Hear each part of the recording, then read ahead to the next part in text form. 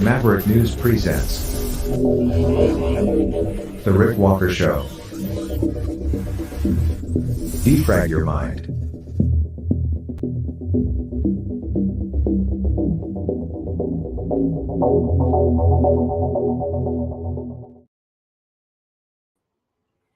Good evening, everyone. Before we get into anything else, we're going to go live right now to New York, where there's been this crazy big crowd ride thing over a YouTuber's giveaway thing. We'll get you the details. There's a police news conference happening right now. Here we go. Help us monitor the situation. Of course, our aviation unit is up there as well. Our officers still being met with some resistance after numerous warnings, and we're still making some additional arrests. This mobilization is ongoing. And as I said before, we will be here until this crowd disperses. At this point, I'll take any questions. We're going to start off with Josh Einiger, ABC7. Thank you. Josh. We heard reports of injured officers. A woman told us she saw a cop getting jumped and beaten. Your shirt, we have video of you being attacked. Your shirt shows. Can you talk about injuries and your own experience? Absolutely, Josh.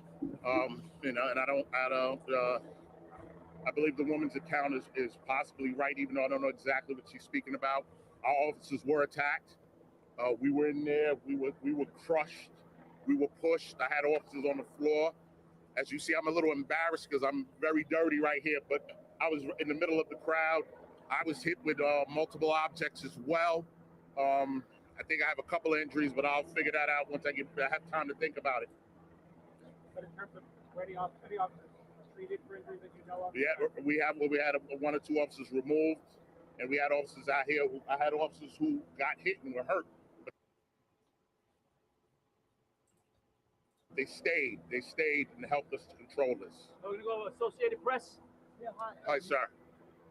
I'm wondering if there is any kind of action that might be taken or could be taken against the influencer.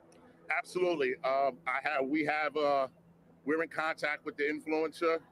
I have our legal team here. I'm going to have a discussion with our Commissioner Caban in a little bit, and then we'll make a decision there. Well, I'm wondering, though, if there's anything specific that you could be charging him with? Well, we'll discuss with our legal department about inciting a riot and other charges. We're going to go over to Matt. Chief, were any of the youths injured? How many of them? What was the extent of the injuries? And is he actually giving away PlayStations, or was that just a claim? That I'm not sure in terms of the PlayStation. I personally observed young people walking out with their heads bleeding from their heads, bleeding from on their faces. I've seen I personally observed young people having panic attacks, anxiety attacks, asthma attacks. There was multiple, people were suffering out here. It was a lot of people. It was uncontrolled. It took us a while to get it under control, and a lot of young people got hurt. Was that in confrontation with the police, or was that in the riot? No, most of it was within the park. The young people in the park throwing objects at each other. They were dancing. They were doing a whole lot of things, but they were hurting each other as they were doing this. Why were they stealing stuff from the construction site? What was the reason? That I don't have an answer for. Matt, we're going to move on. Mark Morales, CNN. Mark. What's the estimate as to how many people were here, and where is this YouTuber streaming now? What precinct is he? We do have him. I don't know exactly which precinct he's in. We have him. In terms of people, there was thousands of people out here. It wasn't hundreds of people. It was thousands, and mostly young people out here. All right, Dean Moses, AM New York. This isn't the first time something like this has happened after a giveaway. You guys are going to get some amendments in the future? We're going to definitely work on this. This is something we will have an after-action review of in terms of how we responded, how we're monitoring social media, and how we can prevent this in the future. We have encountered things like this before, but it never to this level of dangerousness where young people would not listen to our commands. They were fighting each other, they were hurting each other, and they were turning our attacks on us. We had to defend ourselves, and we had to make arrests. Alfredo Costa, Telemundo. Approximately, how many people? So this is from Channel 2, CBS New York. I don't have an exact answer. We loaded up a city bus. The bus, we had young people attacking the bus, trying to pull people off the bus. We had to send. Look at the size of the crowd. The bus. It was a very dangerous situation. Anthony DiLorenzo, Pix 11. Chief, the question is, how does something like this happen? no monitoring at all or anything on your radar that this massive influence was coming here? I know that you're Amazing. have a permit. I heard you guys don't have a permit. Was this at all on your radar? How did you let it get bigger in this market? Well, this speaks to the power of social media and the danger of social media. We do monitor social media. When I go back later on this evening, I will have an after action to determine exactly what our steps were. We can't allow this to happen again in the future. All right, we're going to take one more question. Joe Marino, New York Post. Chief, just Go. to be clear, this wasn't pre-planned with the city. There was no coordination between this event producer and anyone in the department or the city. This was a totally spontaneous event that just sort of jumped off and grew and accelerated very quickly. Yes, this was not pre-planned with the police department. This was something that was spontaneous. And as I just said in answering the last question, the power of social media, the danger of social media. Listen, we're not against young people having a good time. We're not against young people gathering, but it can't be to this level where it's dangerous. A lot of people got hurt today. All right, thank you everyone for your time and attention. Thank you, folks. Wow, really amazing. So this live happening been listening there right now. So what's this about? I can tell you that this was a large crowd that gathered in Manhattan's Union Square Park. There was a live streamer event. The live streamer, I'm not familiar with him because I'm old. This guy's name is Kai Cenat. Cenat? C-E-N-A-T. I've never heard of the guy before, but obviously a lot of other people have, especially younger people, because they came out by the thousands today. And I guess they went to this event, and it was some sort of a giveaway. Then they started to tear down construction barricades and began hurling objects. They were throwing some of these things at cops. One vehicle tried to leave the area, and it appeared to be carrying the social media influencer himself, and I think some of the people that had come with him. And then the crowd started to surround it and mob it. And it was moving through the crowd and started to try to speed off with people clinging to the sides and the back of the vehicle. And at least 3 of the people on the vehicle fell off onto the pavement. So Senate was taken into police custody just about an hour ago. And they've been questioning him. And as you heard, they're probably going to lay charges, possibly related to inciting a riot and other things as well. Now, I have video from the live streamer himself right here to give you an idea of it'll show you exactly what happened from his perspective. I've not even had time to vet this, but this is the way it went down. Here we go, folks. This is what happened. Y'all about to see LYPD, bro. Look, police over there. Welcome to New York, bro. I'm telling you, it's a lot of y'all out there right now. Everybody who's out there, make sure y'all safe. Appreciate everybody who popped out for y'all, bro. We gonna make sure it's safe. Bro, we're not gonna do nothing until it's safe. Yeah, we gotta make sure it's safe. Everybody's good. But find us already. Hold on. Clear this whole side if you could. So you can see. Yeah, look. Oh, they see already, bro. You feel me? I ain't gonna lie, it feels so good to be here. Like, hometown, like, it's home court advantage. We got home court advantage, bro. Home court advantage. Look at this. Look at this. Look at them. They standing like a unity, bro. Yo, God, we gotta get right here. What? They think this is a civil right. That's right now. I bet. So we out. Yo, chat. Look, let me tell chat something real quick. Yo, chat. I know y'all here with me. It's time. But what goes on from here on out, bro? You feel what I'm saying? Everybody for themselves. There's a war out there, man. God damn. Are you sick of having issues with your webinars? Wasting time. He's obviously got his site monetized, which is more than I can say.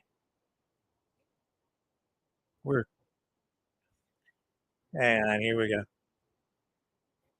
Okay, we're going back to it now.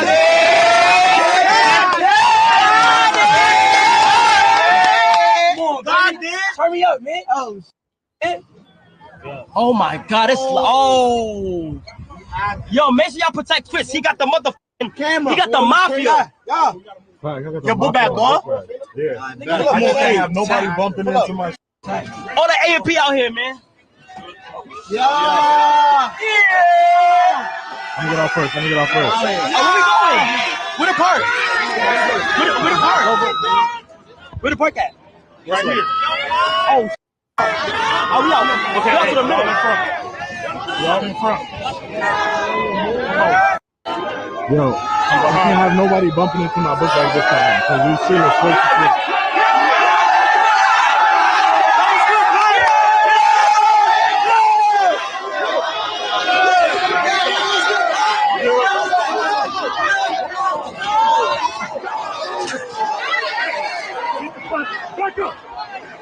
He's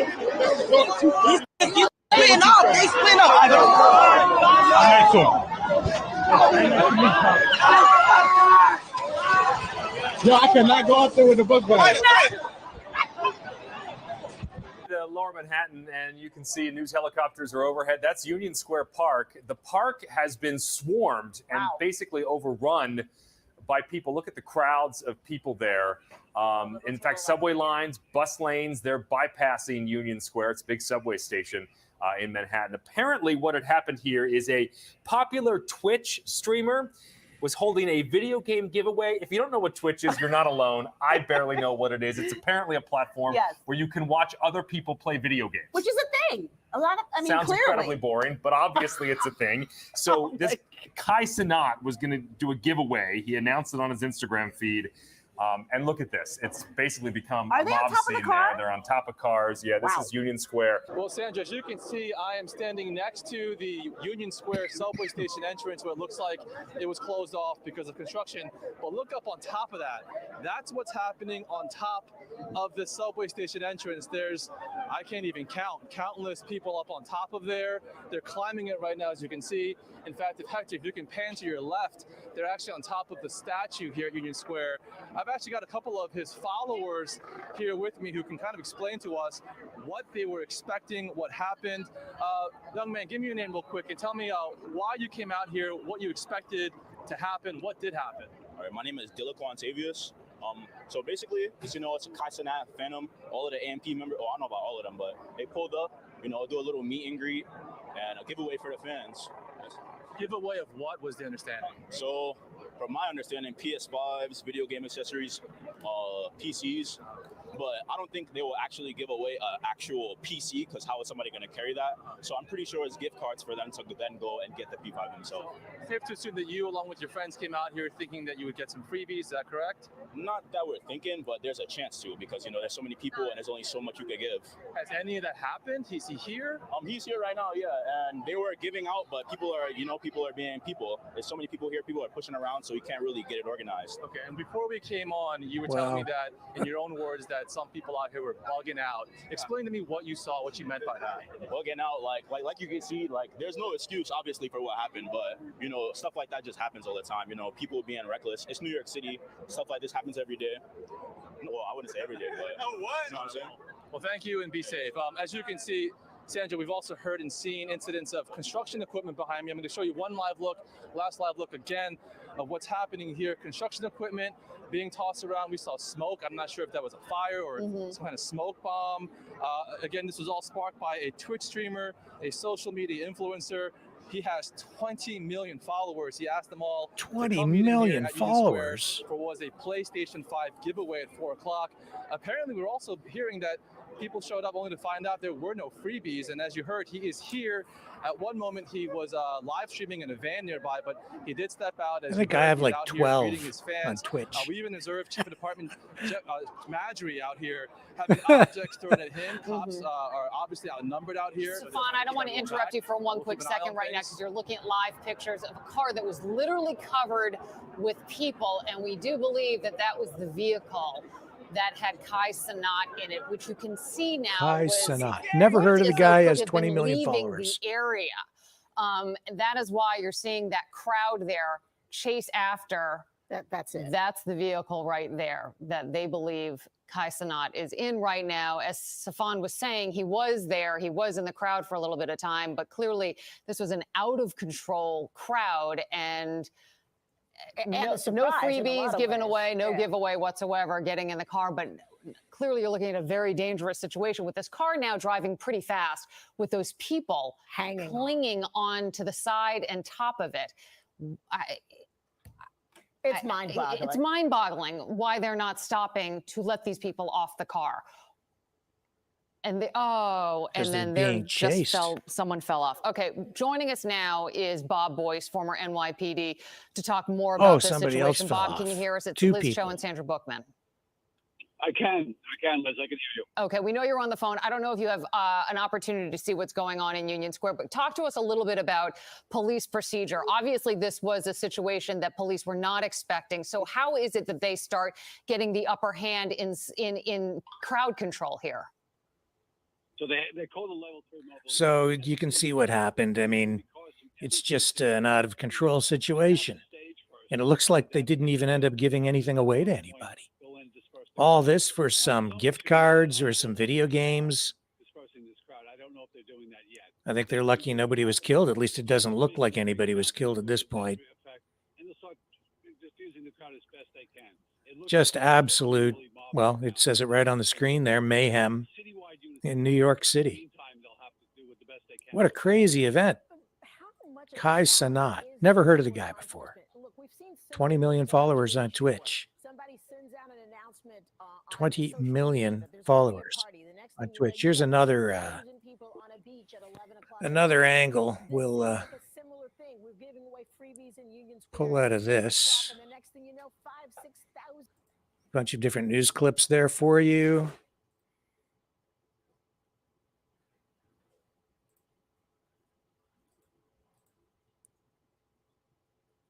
Bunch of different news clips. I've got a different angle coming up here. Crazy situation. And I'm going to comment a little bit on Twitch. It just so happens I was watching Twitch last night. Oh, hang on, it's freezing. There we go.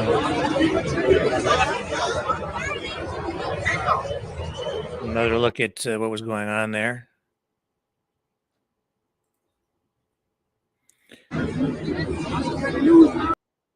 So yeah, you know, I don't know if you guys are familiar with Twitch, but it is mainly a video game platform. We do broadcast to Twitch, but of course we don't get a very large audience there because of the demographic, because most of what goes on there is supposed to be about video games. But I was actually surprised last night because while I was over in our account, just taking care of some maintenance on the video content that we have loaded up, I noticed that at night, the content it's like live softcore porn with video game and LARPing or role playing going on with young women in costumes. Like, I guess they're like costumes from, I don't know what they are, video game characters, anime. I don't really watch anime. I don't play video games. I'm old. I get it. And I've been to comic book conventions, so I see what's kind of going on. But yeah, it's like, and you know, I didn't realize that was really what was going on over on Twitch. And this guy, 20 million followers on Twitch. It's a different kind of a platform. And I realized last night as I was over there taking care of our account that I've been using it all wrong. Using the platform completely wrong.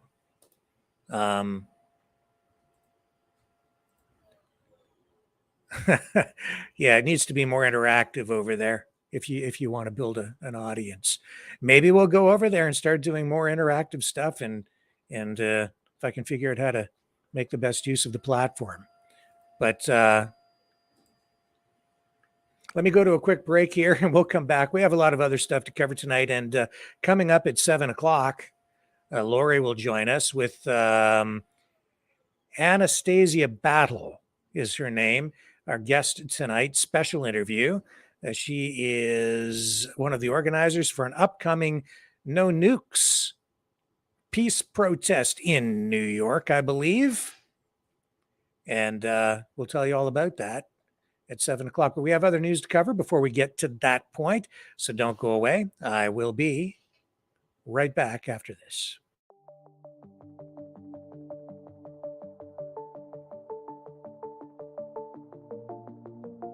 Greetings, brave Mavericks. Our quest for truth continues. We go beyond fake news. Together we expose propaganda. Together we pull others out of rabbit holes. We are maverick thinkers. We are all unique individuals, defenders of individual rights and freedoms, credible, trusted, grounded in reality. Maverick News, Maverick News. Defending free speech, free speech.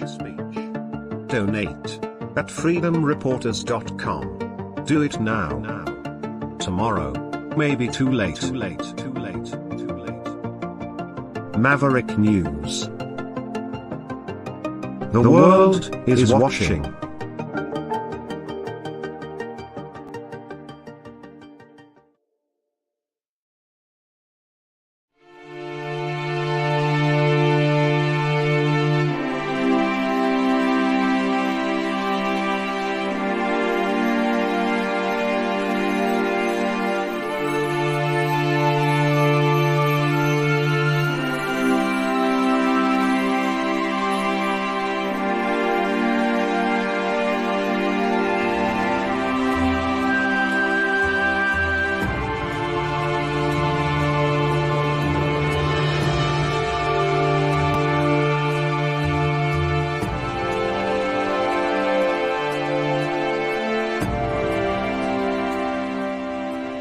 Maverick News. The world is watching.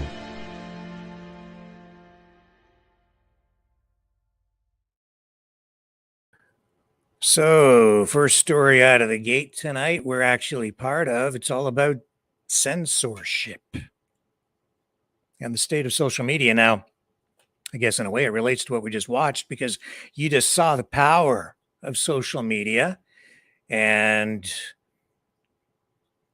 what I'm talking about here is the opposite of that, the power of censorship. We've been banned on YouTube on our main channel.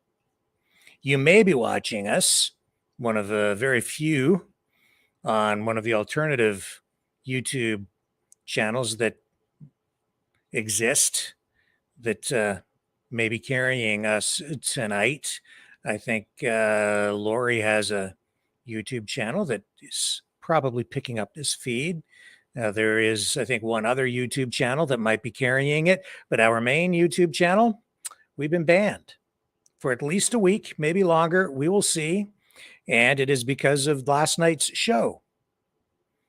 What exactly the reason was, not entirely sure, because they don't really tell you why. They say, they give you a reason, but they don't identify the content specifically. So I've been telling people for a long time that if you want to make sure you're able to watch us, you really need to subscribe over on Rumble, because we're not banned over there and we are building an audience over there. But if you're not seeing us on YouTube and you're scratching your head, I can't tell you because I'm not allowed to post anything on YouTube now. Oh, and by the way, if you were watching on Facebook, you can't watch us there either. Maybe on one page, but all of our other pages have been blocked. Why? Bill C-18. I received notification from Facebook this morning that our content is now officially blocked in Canada because they are blocking all, or they're starting to block all news content. And because we deal with news and current affairs, we've been targeted and our content is now blocked in our country of origin, Canada. So you might be seeing us in the US on Facebook, but if you're Canadian, you're out of luck. And I can't tell you on Facebook because you can't see us anymore. So we are really effectively blocked on YouTube. We're now effectively blocked on Facebook. We are left pretty much with Rumble, Twitch, where I think we have maybe between 2 and 12 viewers a night.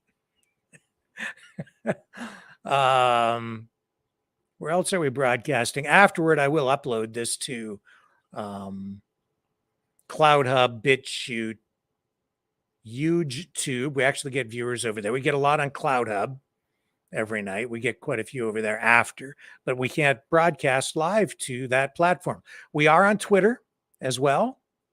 We do broadcast on Twitter, but honestly, the long form live video is not, really what Twitter was made for. So it doesn't work really well. We do get some viewers, but not a lot. It's just not set up quite the way it needs to be for long form video. So we're live over there, but whatever. Rumble is where it's at, man.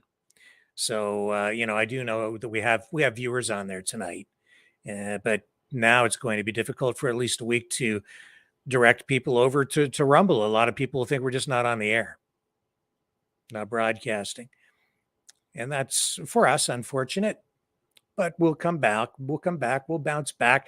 Why would they do that? They say in the notification that I received this morning at approximately 9:30 a.m., that the program from last night was taken down because we were spreading conspiracy theories and because we were engaging in harassment and bullying. Those 3 reasons. I wasn't aware that we had bullied anyone, but that's what we were accused of. It was a 2.5-hour long broadcast, and just to give you an indication of how their appeal process works in this age of censorship, I did appeal, and they rejected it in less than 5 minutes. The appeal process can take up to 14 days for them to respond.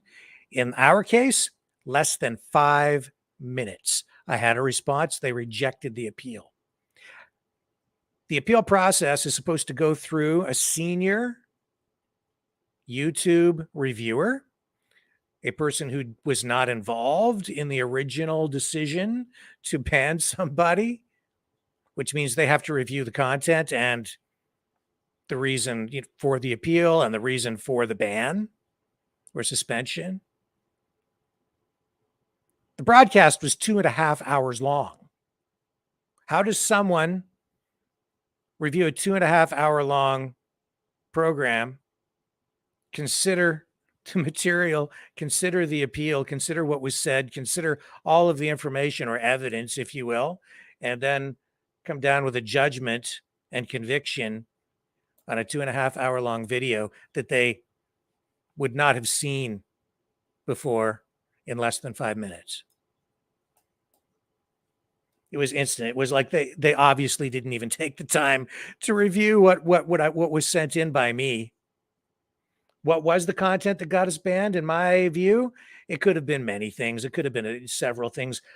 Probably it was related to a couple of things. Probably related to the interview that we did with Rhonda Jubinville last night, who is facing a reprimand from Chatham-Kent City Council, my hometown, where she is making international headlines because of her motion, which was defeated, to restrict flag raisings to only government flags at municipal buildings in this municipality.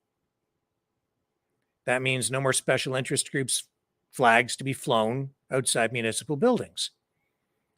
Some people turned that into an LGBTQS plus issue, although in Rhonda's case, that was actually never specifically mentioned in her motion. Was it part of it? Yes, of course it was part of it, but so too were issues surrounding church groups that had been ignored when they asked to have their flags flown in front of municipal buildings. Anyway, it was all about that issue. There was also a video that we showed last night of somebody engaging in a verbal confrontation with a person who was a supporter of Pride in Calgary, Alberta, where Pride colors had been painted on a sidewalk as part of a promotional thing. And somebody came along and there was a verbal confrontation. Leave it at that. I think you probably know what I'm talking about. Anyway, it could have been related to that, even though I was just showing people the same video that's been shared all over social media now and even through the mainstream media. And I just told the story, which is that Calgary police are investigating the incident now as a possible hate crime. So it might have been related to, I don't know, man. And conspiracy theories, I said nothing last night related to any conspiracy theory that I'm aware of other than possible interpretation of coverage of the Donald Trump arraignment in court on those charges, suggesting he may have conspired to try to overturn the last election. It might have been related to that. I don't know. Anyway, we're banned on our main YouTube channel for at least another week. Nobody can see us on Facebook anymore, except on the one page where we don't have our subscribers there or our followers. So it's Rumble now. That's where we're at. When we come back onto YouTube in about a week, I will be treating the platform differently. These people at Google do not understand that what we do, what other creators do, we're doing them a favor by providing the content. We are the product that they sell. You are the product that they sell. Your data. We provide the content to them that they can sell, and we provide it to them at no cost. If they sell advertising around the content that people provide for free, they give the creators a very, very small portion of it sometimes. In our case, nothing. They don't deserve to have us. They don't deserve to have you. And we will be limiting severely what we post on YouTube moving forward. That's just the way it has to be. It's just beyond ridiculous. It will get worse as we move into election mode, both in Canada and especially in the United States. I would say this may even be related to the election because, as you know, we've been covering a lot of RFK stuff. We've been covering a fair bit of Trump stuff over the past, quite a long time. And, and the facts, the stories, they speak for themselves when it comes to Joe Biden and Justin Trudeau. So that's where we're at with that. Now, here's Michelle Rempel-Gardner. We're talking about she's a conservative member of parliament. Here she is talking about Facebook now beginning to ban all news content in Canada, including us. I think we got hit here right off the bat. I have noticed that some other mainstream media outlets are still posting. It appears their content can still be seen, but man, they came right after us. First thing. So we were among the very first in the country to get nailed with this new round of censorship. This form of censorship, actually an unintended consequence of the government's new legislation, Bill C-18, which was designed to force social media companies to pay a fee to news creators, and in particular, mainstream legacy news outlets like CBC, CTV, Global, City TV, et cetera, et cetera. Anybody posting online, and I think even the newspapers, and probably even radio news outlets, anybody producing news content. Facebook doesn't want to pay. Or so they say. And so that apparently is the reason why this new round of unintended censorship has now taken hold. And here's Michelle Rempel-Gardner addressing exactly that. Okay, guys, this is not a drill. This is not a drill. This is actually happening. So we know that Justin Trudeau's censorship bill C-18 passed in late June, and Meta and Google said that they would be banning the publication of news in Canada on their platforms. This is not a drill. This is actually happening. It is starting today as we speak. So this is the Canadian Broadcasting Corporation. This is not known as to be like a bastion of conservative thought or whatever. This is the Canadian Broadcasting Corporation, and it is reporting right now that Meta is ending news availability on its platforms in Canada starting today. It's starting now as we speak. Meta's been taking time to get this news ban in place. It is in place. It's rolling out. If you are in Canada, you are not going to be able to see news on Facebook, Google very shortly. It is starting. This is because of Justin Trudeau's censorship bill. This is crazy. This is on the CBC. It is true. It's happening. Here's what I need you to do. Share this video.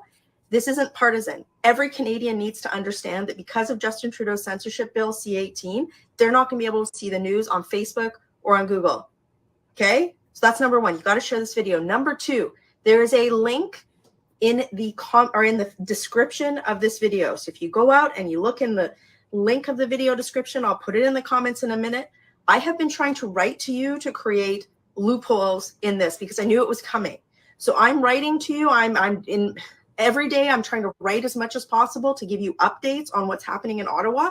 If you click subscribe in the link that is in that link in the video description there, I'll be able to directly communicate with you.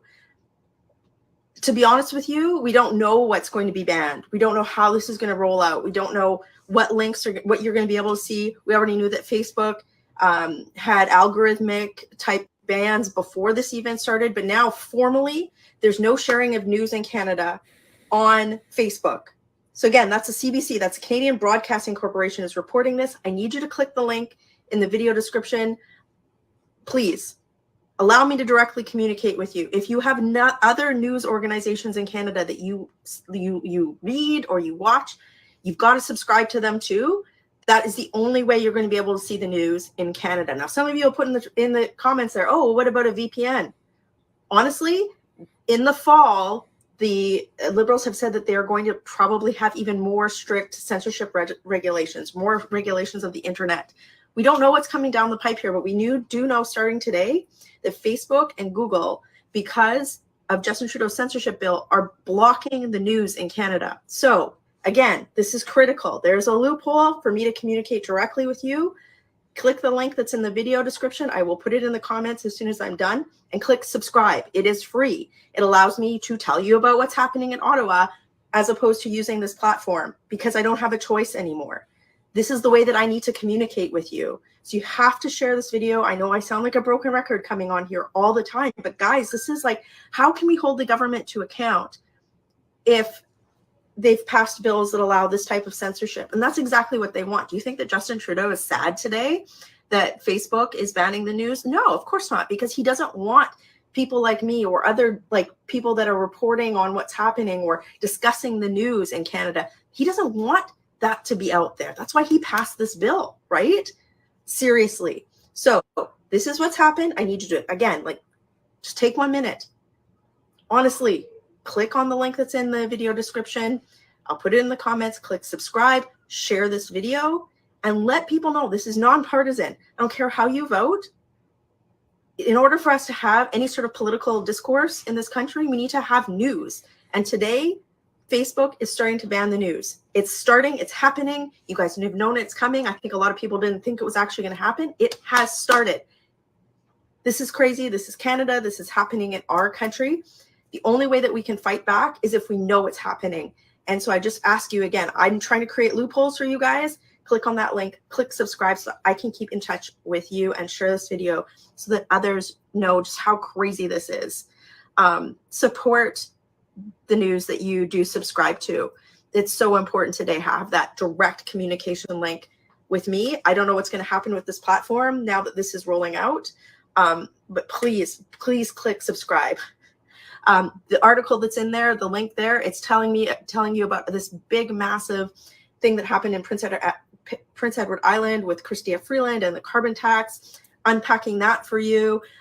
There's a whole bunch of other articles on there unpacking the cabinet shuffle, some of the other policy that's really had a big impact that's been rolled out in the last week. Please click subscribe. Facebook is banning the news because of Justin Trudeau's censorship bill. So is Google. This is Canada. This is crazy. Working hard for you. Have a great day. This is either by design for some reason, or they are just completely incompetent in Ottawa, the Prime Minister and his team. They've tried to superimpose or overlay the same kind of regulatory framework onto the internet and social media companies that they have used for decades on Canadian broadcasters, television stations, and radio stations. That's what Bill C-18 is about. So is Bill C-11, those two pieces of legislation. They've tried to take the same approach. Years ago, I could see some merit in the Canadian content rules that were used, and that is because Canada is an expansive country. We're right next door to the United States, where we are bombarded, flooded with American programming, even the CBC, CTV, the television networks. They buy broadcast rights to run American shows, which are extremely popular and highly produced in Canada with broadcast territorial protections. So the government forced broadcasters to produce a certain amount of Canadian content. This approach made some sense, I guess, back in the day, because the technology was different. There was so much geography to cover in terms of news coverage. The broadcast companies had to sort of be forced in many instances to provide news coverage, especially in remote areas or smaller communities. And so as part of their broadcast license, promises of performance is what they were called. They required the broadcasters to provide news coverage in many smaller communities across Canada. And the CBC received government funding so that they could afford to send journalists and production crews to remote places like the Arctic, the Northwest Territories, Northern Ontario, the far off reaches of British Columbia, whatever, all kinds of remote places, or even just small towns where it might not be profitable to produce news coverage, but it's needed in order to keep the country together and make people feel Canadian. It made sense back in the day, but the technology has changed. Everybody has a cell phone now. You have citizen journalists out there.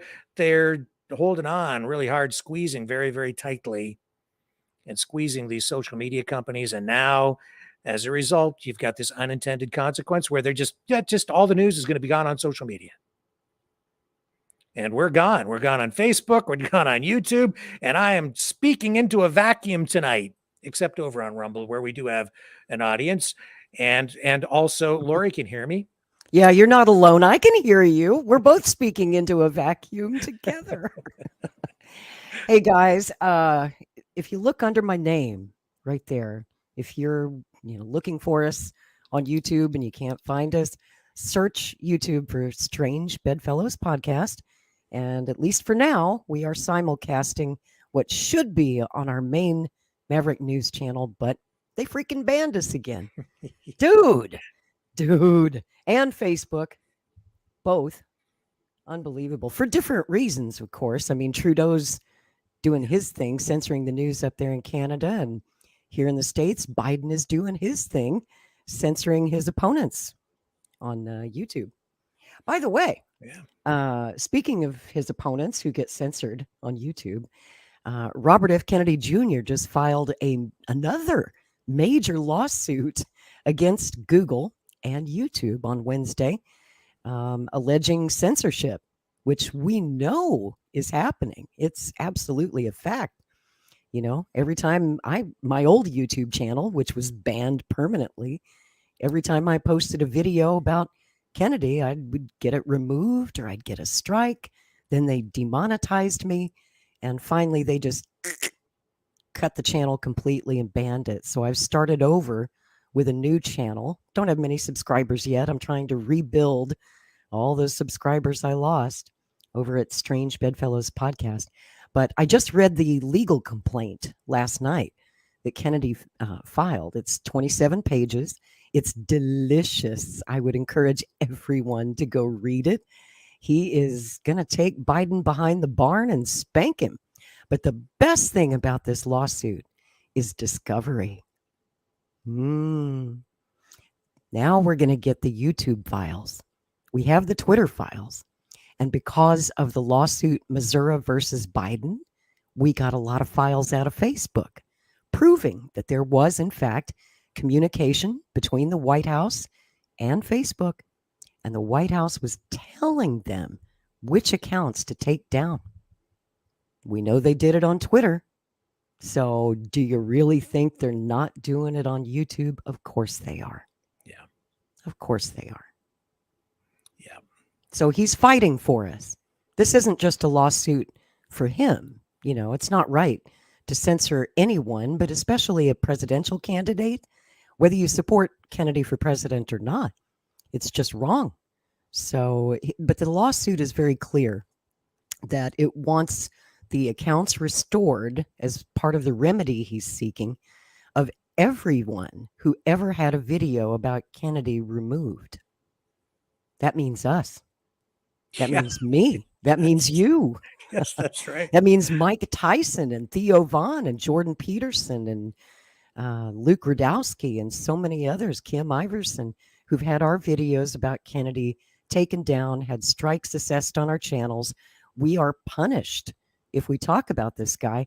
And Rick, I'm willing to bet you money, because I know they didn't tell us exactly why they banned the show last night, other than saying, or the channel, other than saying conspiracy theories. You know what that means. That's code for Trump. That's right. You know, supposedly they changed their rules and you can talk about the 2020 election now, but apparently you really can't.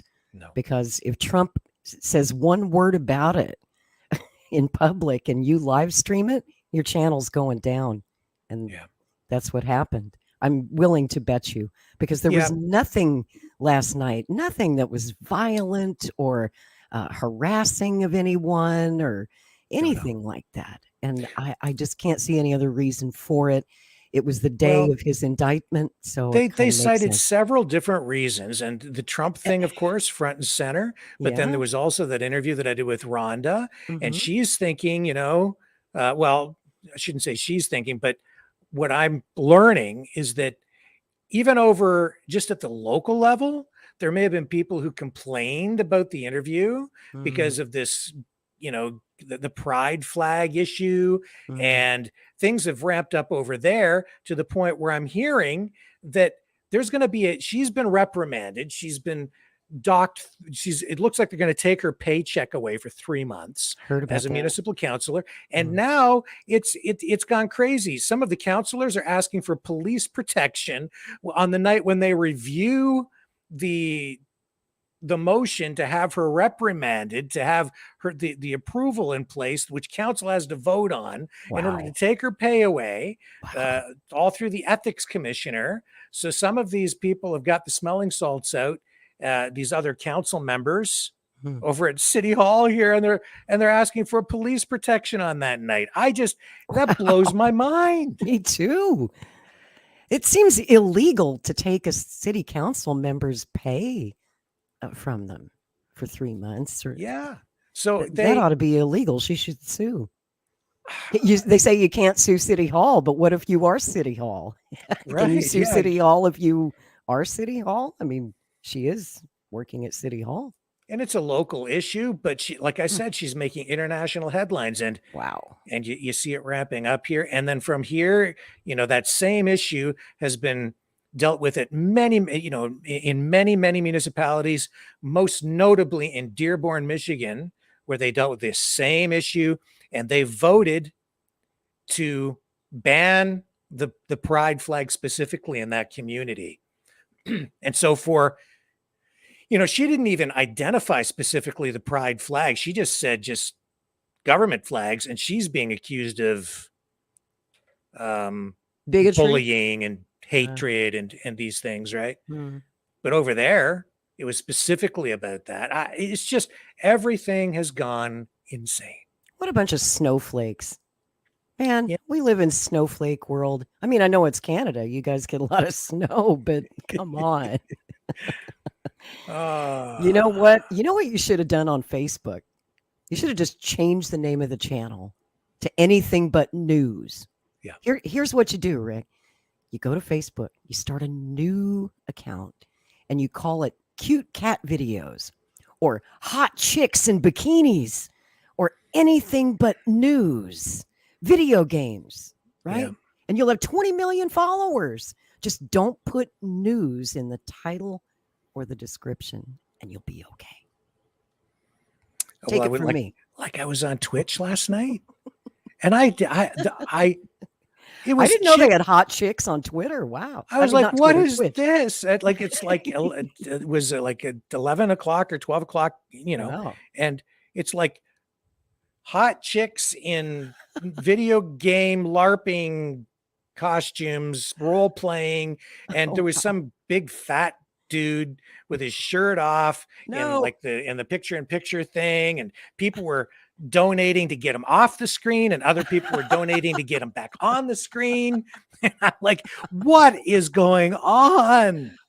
It's insanity. I didn't know they did that on Twitch, but I never use Twitch. It's just not my thing. I'm not a gamer. Well, they were playing games, but it wasn't just video games. It was all like adult softcore adult content stuff, and live. I'm missing out. I should be on Twitch, man. I should wear a costume. No, I'm too old for the crowd there, man. It was like they're all in their 20s, and I'm like, I think I better just sign off.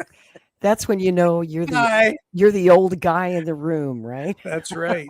That's right. Exactly. I didn't know that went on there at night. I had no idea. Twitch after hours, huh? So if you have kids and they're telling you that they're playing video games late at night, you might want to take a second look at what's going on. Oh my goodness, Rick. Just saying. Well, we are going to have a good show tonight, even if our audience is a lot smaller than usual because our main YouTube channel is censored. But we're going to bring you a great show nonetheless. So thank you, everybody who could find us and everybody who is watching on Rumble and some of our smaller YouTube channels and Twitter and yes, Twitch, all 12 of you. Good to see you folks over there on Twitch. Try to keep your clothes on. Yeah, and we do have an audience. We do have an audience tonight. It's more people watch us on Rumble these days than YouTube anyhow, which I think is awesome. That's awesome. I mean, even on a regular basis, when we're just on YouTube, we always have a bigger audience, pretty much over on Rumble. I hope it stays that way. Rumble may have some glitches in the app, and it's not perfect, but they don't censor you. And it's a great platform. I hope you'll support us. You can donate over on Rumble. We're demonetized on YouTube permanently. So if you want to support the show, and we really do need your support, I hope you'll send us a Rumble rant or subscribe over on Rumble, or donate at freedomreporters.com. Is that the right website, Rick? Yes, it is. Or Maverick donations. Yeah, thank you for We've got a few of those, but we really do need your help. We're trying to branch out and find new ways, new creative ways to get around this unprecedented censorship. And one of the ways I do that is with the website, and I can embed the video straight into the website. It takes more work every night to do it. Yep. There's an expense associated with running that website, but it is up and running, and that's at mavericknews.ca. Mavericknews.ca. So you can go over there, and there's another place to watch. Yeah. Yep. So, I mean, there are other places to go. And they can't censor you on your own darn website. See, you're doing it like Alex Jones. That's right. Doing it smart. Do it on your own damn website. Yep. Smart. But I've been running the YouTube feed through the video window there, but I do know how. I figured out to actually just run the video feed straight through there, but I have to, it's a little bit cumbersome every single day to do that. It adds more time to the setup. So that's what I say sometimes to people when they're like, "Oh, how come you're having trouble streaming?" Well, it's not that simple. It's not like, just pushing a button and just going live, especially with the website stuff. But hey, AI can do that for you in 10 seconds, right? That's right. Wow. I told you when we were chatting today, I was writing computer code with artificial intelligence, stuff that would normally take hours or even days. Yeah. Complex computer code for a website today, 10 seconds. Incredible. Stuff that honestly could take like an entire day to write. That's right. And so it makes you wonder, huh? I mean, technology makes our lives so much easier. That just freed up hours of your time to go do something else. But it's still scary because it's man versus the machine, and who actually controls whom. Extremely disruptive technology. This will displace so many people in so many different kinds of jobs, and these will be white collar jobs, people highly educated, highly trained. It will displace people from jobs in ways that we've never seen before. People are not prepared for this. Our society is not prepared for this. This is coming faster than anyone realizes. This ties into what I've been saying for the past couple of weeks on the program, which is that, especially within the freedom groups or the freedom movement, right? People, there's such a desire to kind of get back to basics, get back to roots, get back to, whole foods and, simple living. But I'm warning everybody that is not a long-term solution because, well, a lot of people around me, I should say, are getting ready to run into the woods at the first sign of trouble or go live in a tiny shed someplace and get back to basics and back to nature. Well, we're focused in that mindset. On the other side of the equation, they're already using artificial intelligence. If you don't embrace it, if you don't figure out a way to use it, adapt and cope and learn to live with it and use it to your advantage so that you can survive, you will own nothing and you will not be happy.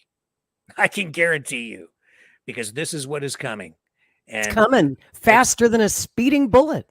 Nothing. And it won't matter how many protests you have. It won't matter what you do. You will not stop this. It cannot be stopped. It is already here and it is expanding at an exponential rate. That means that what you think is going to take years is going to take months or maybe even weeks. Or 10 seconds. 10 seconds. Let that sink in. Our guest is here. Shall we take a quick break and come back with our feature interview? Yeah, good idea. Yeah. We shall return. Off the soapbox. We'll be right back. Okay. Hang on. I have to find the right thing to click. Here we go. The New World Order. Government overreach. The Great Reset. Mainstream media lies. Now more than ever. Independent voices are needed. Donate now at freedomreporters.com. That's freedomreporters.com. Maverick News, the antivirus program for your mind.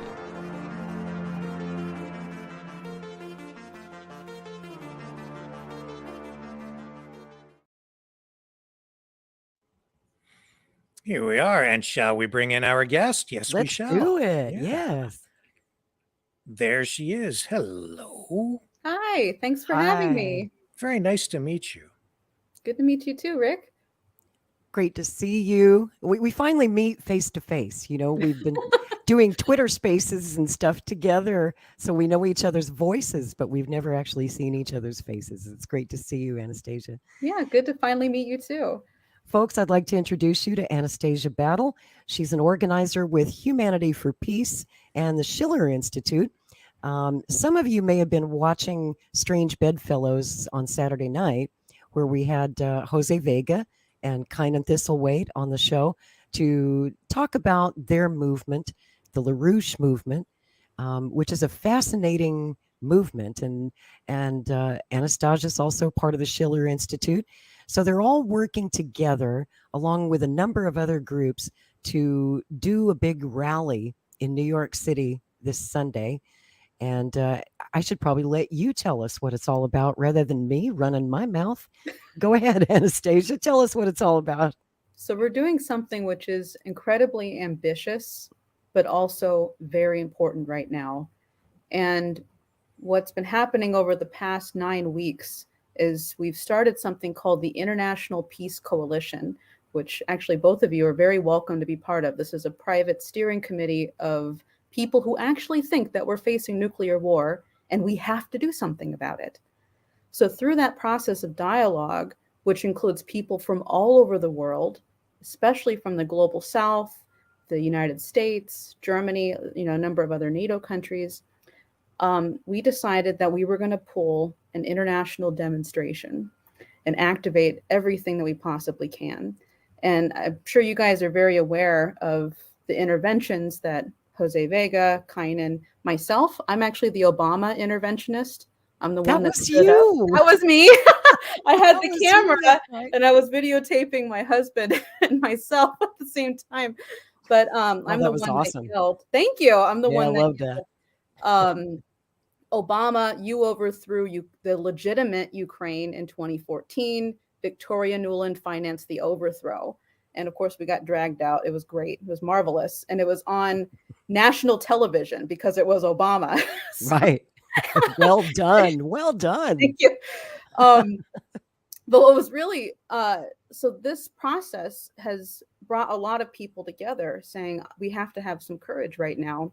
So this rally is part of an international intervention where all of our groups who are peace-loving people who care about human beings, the humanity actually surviving, are now going out and finding other people like that, fighting with their own groups, right? I mean, you guys are well aware of this, that, I mean, all these peace groups, they don't even get along with each other. Exactly. They fight and they bicker over everything. Yes. It's ridiculous. Oh, I don't work with those people because they said this one thing, or they took my lover 20 years ago, or they took my whatever. So this is part of an international intervention to say, just get over it. I never understood how peace groups who want peace seem to engage in so much war with each other. It just doesn't make any sense. Honestly, it's impotence. It's impotence. It's people who are more committed to failure than deciding that they have to do something creative and different and work with people that they may not like for the greater good. This is what the American Revolution was, right? This is what, the best ideas that have ever come about in human history. This was people coming together above their ideologies for an important idea. That's right. I mean, that's how we ended the Vietnam War. It took 15 years, and the protests just got larger and larger and larger. And I saw an interesting poll just yesterday saying that 1/3 of Americans say that we should send our troops to fight in Ukraine. Stunning. 1/3. And I'm thinking, well, I guess that 1/3 should be the first to go then. Let's go sign up at the local recruitment office. I don't really see them rushing down to the recruitment office to sign up. So, are they willing to put their muscle where their mouth is and their bodies on the line? Because I'm telling you, folks, I really don't have high hopes of winning a war against Russia. If American kids go over there, they're going to die in large numbers. It could make Vietnam look like a walk in the park. Absolutely. No, and the irony is that this war isn't even about Ukraine. It's not. Nobody actually cares about the people of Ukraine. If they did, they would have allowed the peace negotiations that have already been worked out to be accepted. But we keep sending money, we keep sending weapons. And so what this is, it's a whole process to get not just war with Russia, but with war with China and with any nation that you see cooperating with them, especially around the BRICS, right? You're seeing nations in the world who are rising up against imperialism, who are saying enough, right? Like these African countries, Eritrea, right, was just in Russia and said, this is enough. We've had enough of this. Right? These countries want to come out and actually fight for their sovereignty and their right for progress. And that's really what, this war is about. It's not about Ukraine. No, it's about money and control of Russia's resources, I think. That's my take. And, it's an old war. It's 100-year war. I'm a historian. I read a lot of musty old history books. The United States and the West has been trying to destroy and do a regime change in Russia since at least 1917. We did this all during the Cold War, which was completely dumb.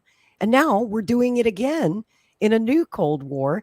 And they're not even a communist country anymore, but they've got a lot of resources and we want those resources. We want to control that vast landscape, just as a guy named Adolf Hitler did once upon a time.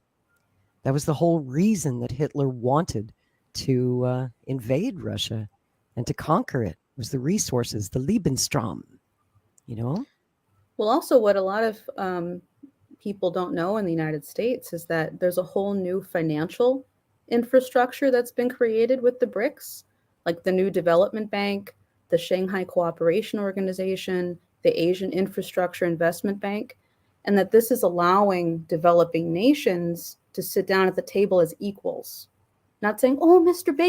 Banker, would you please give me some money and then screw me over in a year when you blow up my currency, which is what's happened. That's what's happened to all these countries. They know it. So you have a new financial infrastructure which is in place, which respects nations. So that's a huge threat to the establishment right now, quite frankly, a bankrupt establishment. You better believe it. And today, because I'm very excited about this rally, and I'm so glad that you guys are doing it. I hope it's a huge success. I sent out some invites to people that I know are speaking at this rally tomorrow because you've got an all-star lineup. Thought we might get a couple of celebrities to drop by tonight and do a cameo. And one of them just showed up. Let's bring her in, Rick, if you could add our friend Diane Sare. She is an independent candidate for the United States Senate in the great state of New York. She challenged my lips aren't working, Chucky Schumer for his Senate seat. And she's not going to stop fighting for the people. Welcome, Diane. It's great to see you. Great to see you face to face. Hello, my friend. Exactly. Thanks a lot. Can you hear me okay? I just want to make sure I have the right audio connected. Okay, great. Yep, sounded good. Thanks. Great. Wonderful to be here and to see you. And I think you're right. I think there's a lot of excitement building around the rally. I visited a large mosque today in just outside of New York City, where someone I've known for many years is on the board of trustees, and he made the announcement of the rally. There were probably about 600 people there. Everybody took leaflets. He himself is coming to the UN. When I was running for Senate against Schumer, he would always introduce me as saying she stood by us after 9/11, because as people may know, after 9/11, and LaRouche, actually, Lyndon LaRouche put out an incredible press statement called "Shoot the Neighbor's Cat" on September 15th, where he said what the news media is trying to do to people is like the guy who comes home, discovers his house has been robbed, takes out a shotgun, runs next door, and blows away the neighbor's cat. And when his wife says, "Honey, that's the neighbor's cat," he said, "I don't care. And if you don't get out of my way, I'm going to shoot you too." And what LaRouche was warning against was a stampeding into war against little nations, which could not possibly have had the capability to carry out what happened on September 11th. And he warned, if you do this, you are going into an era of perpetual war. Whereas you had that incredible gesture of goodwill, actually, from Putin, who was the first head of state to call George Bush after it happened. That is right. Right. We're taking down our, whatever the systems are of missiles that are ready. We don't want to trigger something even worse. I mean, a real gesture of goodwill. And here we now are trying to destroy and overthrow Russia. So my friend from this mosque, every time he introduces me, he said, and in New York, what happened, I should just finish that part, is that particularly Pakistani Americans, but Muslims in general, were getting picked up and incarcerated. They were taken off to prison and detention centers, even in the middle of the night. Their families didn't know where they were, and all kinds of Muslim-owned businesses went under. It was a huge witch hunt. They were targeted. Exactly. They were targeted. And he always says, introducing me, she stood with us after 9/11. And so, of course, then people hearing it from him, who's very respected in the community, are very, very open. And I think what you have going on now in Africa, because the continent is, as Anastasia was just developing, is, in a sense, it's the embodiment of the transformation of the new system. That if we can prevent humanity from completely annihilating itself, this continent, in collaboration with China and Russia, 20 years from now, 50 years from now, could be a paradise. Every nation there could be phenomenally developed. They're clearly going to have high-speed rail before the United States at this rate. And they want to punish them, and they want to stop that.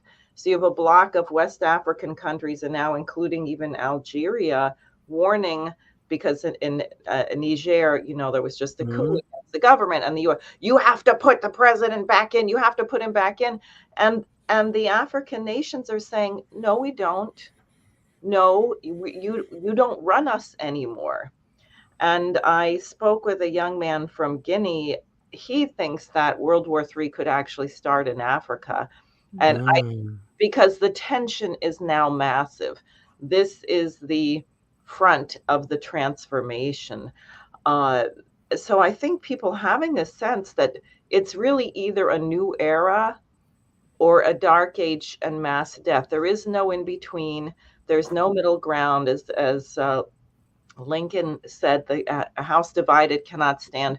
The United States at a certain point could not continue to exist half slavery and half free. That issue had to be resolved. The world no longer can stand with some nations developed and some being colonial rulers. It's over. It's the end. There's no coexistence between two diametrically opposed systems anymore.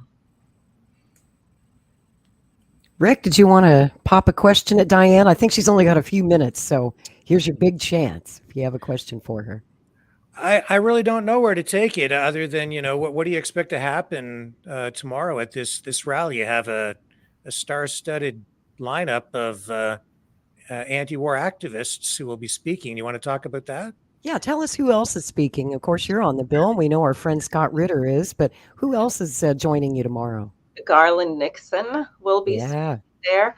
Also Pasta Jardula, who many He of was us just know. on the other night with us. Oh, actually, he's Yeah. not. He's not going to Oh, be able no? to make it. Just a correction. Oh, Yeah, wow. he's not going to be able to make it. He said he Changing was so going to fast. try. Yeah, we were Right. so close. Okay. I'm very happy because we are having the global majority, as I prefer to call them, from the global South represented. There will be a person from the Ghanaian American League for Liberty. So we have a spokesman from Guinea. There is a candidate for president of Haiti speaking. The Libertarian presidential candidate, Mike Termott, is speaking. Aaron Day, is that his name, Anastasia? Republican Aaron Day. Party presidential candidate.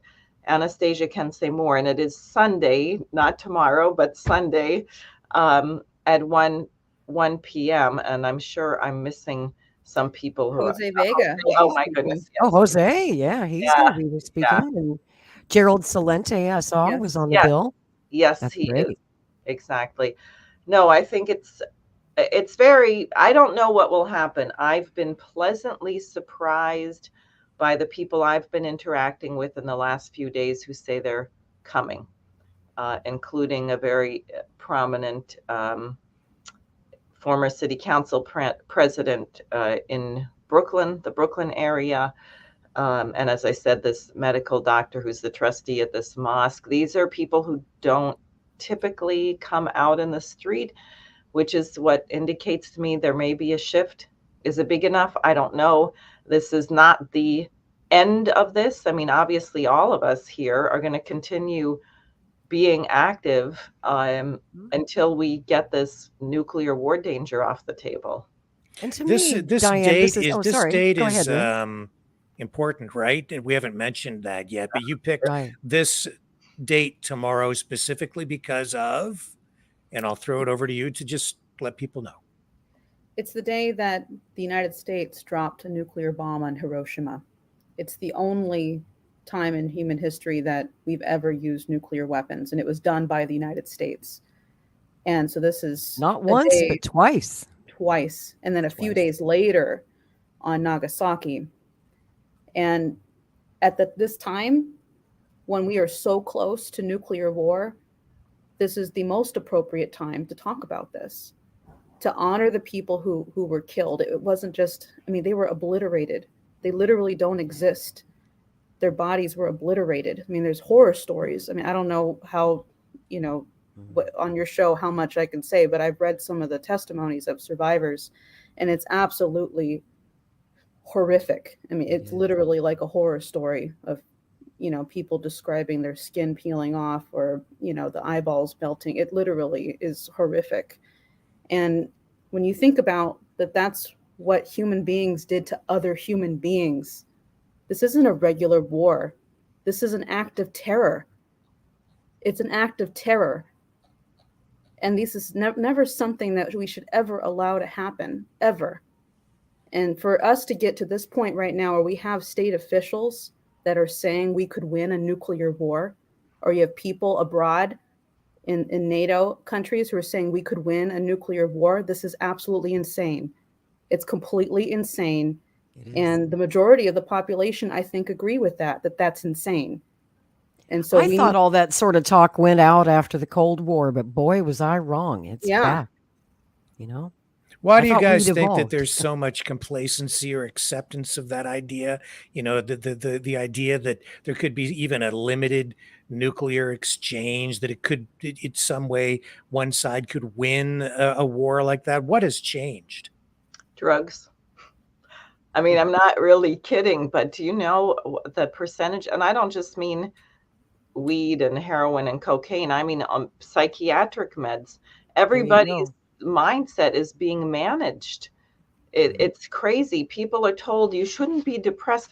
You know, I can't pay my mortgage, my property tax, my medical bills. My people are saying they can't afford to buy meat anymore and don't see any sign of anything changing. And then we're told that a guy with senile dementia is supposed to be a viable presidential candidate. So, and then what I say, well, you shouldn't be depressed. Well, why not? That's a legitimate feeling. No, take this pill, take that pill. and people are mind numbed. I think that's a big part of it. I hate to say it, but I think that's a great point, Diane. I think you're right. the other is, I think that they are terrified under the surface. And I was struck by this. I was out in the street yesterday in Manhattan, not far from the UN. We had a little table rally against the war, and this fellow came up, and he was engaged. And then when I told him I was on a Ukrainian kill list, he got really freaked out. And he said, really? How could that happen? And then he was much more connected to the situation. I said, this country is insane. We're sending cluster bombs. They're going to be killing children for decades on the ground in Ukraine. This is and he actually started choking up. And it was so surprising to me because I didn't think that he was so, and he said, I'm sorry, I can't talk to you anymore. I'm crying. And left the area. He did give his information and so on. But I do think, in a sense, we also have to scratch the surface because you're not allowed to think about these things. The media doesn't give you permission. It's not popular. So if you don't have someone telling the truth loudly, you can't actually tell how people really feel because they've covered it all over with this facade. But when you tell the truth, then you discover underneath there's actually enormous fear. And I think people are not sure what to do, who will lead them, who can make themselves heard, who will say what's on their mind. I think that's why it's so very, very important that people have the courage to say the things that really go against the grain. That is it right there. You just hit it, what you just said. Courage is contagious. And this coalition grew out of what started back in February with the Rage Against the War Machine rally, which brought together everybody, Republicans, libertarians, LaRouche people, socialists, communists, left, right, everybody together fighting back against this war. And it's evolved, and more groups are coming in, and the coalition is getting bigger and bigger, and now it's evolved into Humanity for Peace. And it's true, like when you're at a nightclub and nobody's dancing, and then one guy gets up and he starts dancing. Next thing you know, the dance floor fills up. Everyone says, well, he's dancing. No, I didn't want to look stupid. I didn't want to be the first guy on the dance floor.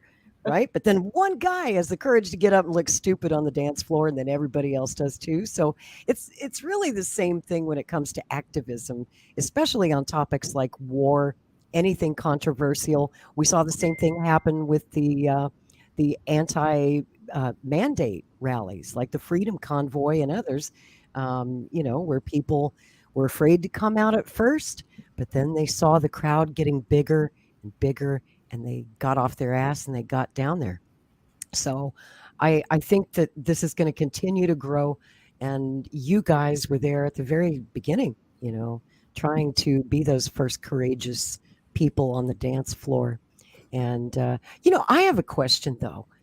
I'm kind of wondering if the city of New York might monkey wrench this at the last minute because of the chaos unfolding in Union Square today. I'm almost wondering if they're going to declare a citywide emergency and close all the parks this weekend. What do you think of that? I mean, this is at the UN, right, which is sovereign land. So I don't know if the city of New York could stop it, but it's an interesting legal question. Do you think that'll be an issue? I've been keeping my eye on it. I saw the riots happening, and we sent it to our security team to keep an eye on it, because not just maybe the city would do something, but this also could be a provocation to try to sabotage us. I wondered the same thing, Anastasia. We're wondering, so we're keeping our eye on it. I'm hopeful that everything will be okay. I think everything will be fine, but this is just so important to screw it up. Like, we can't afford to screw this up. It's also interesting that YouTube took our main channel down today. I apologize, ladies. I was really hoping for a large audience tonight to try and get the word out about this extremely important rally. And our audience has just been cut by about 3/4 now, thanks to YouTube banning our main channel. So I appreciate you coming on anyway, even though the audience is much smaller tonight than we had hoped. But we live in censorship world.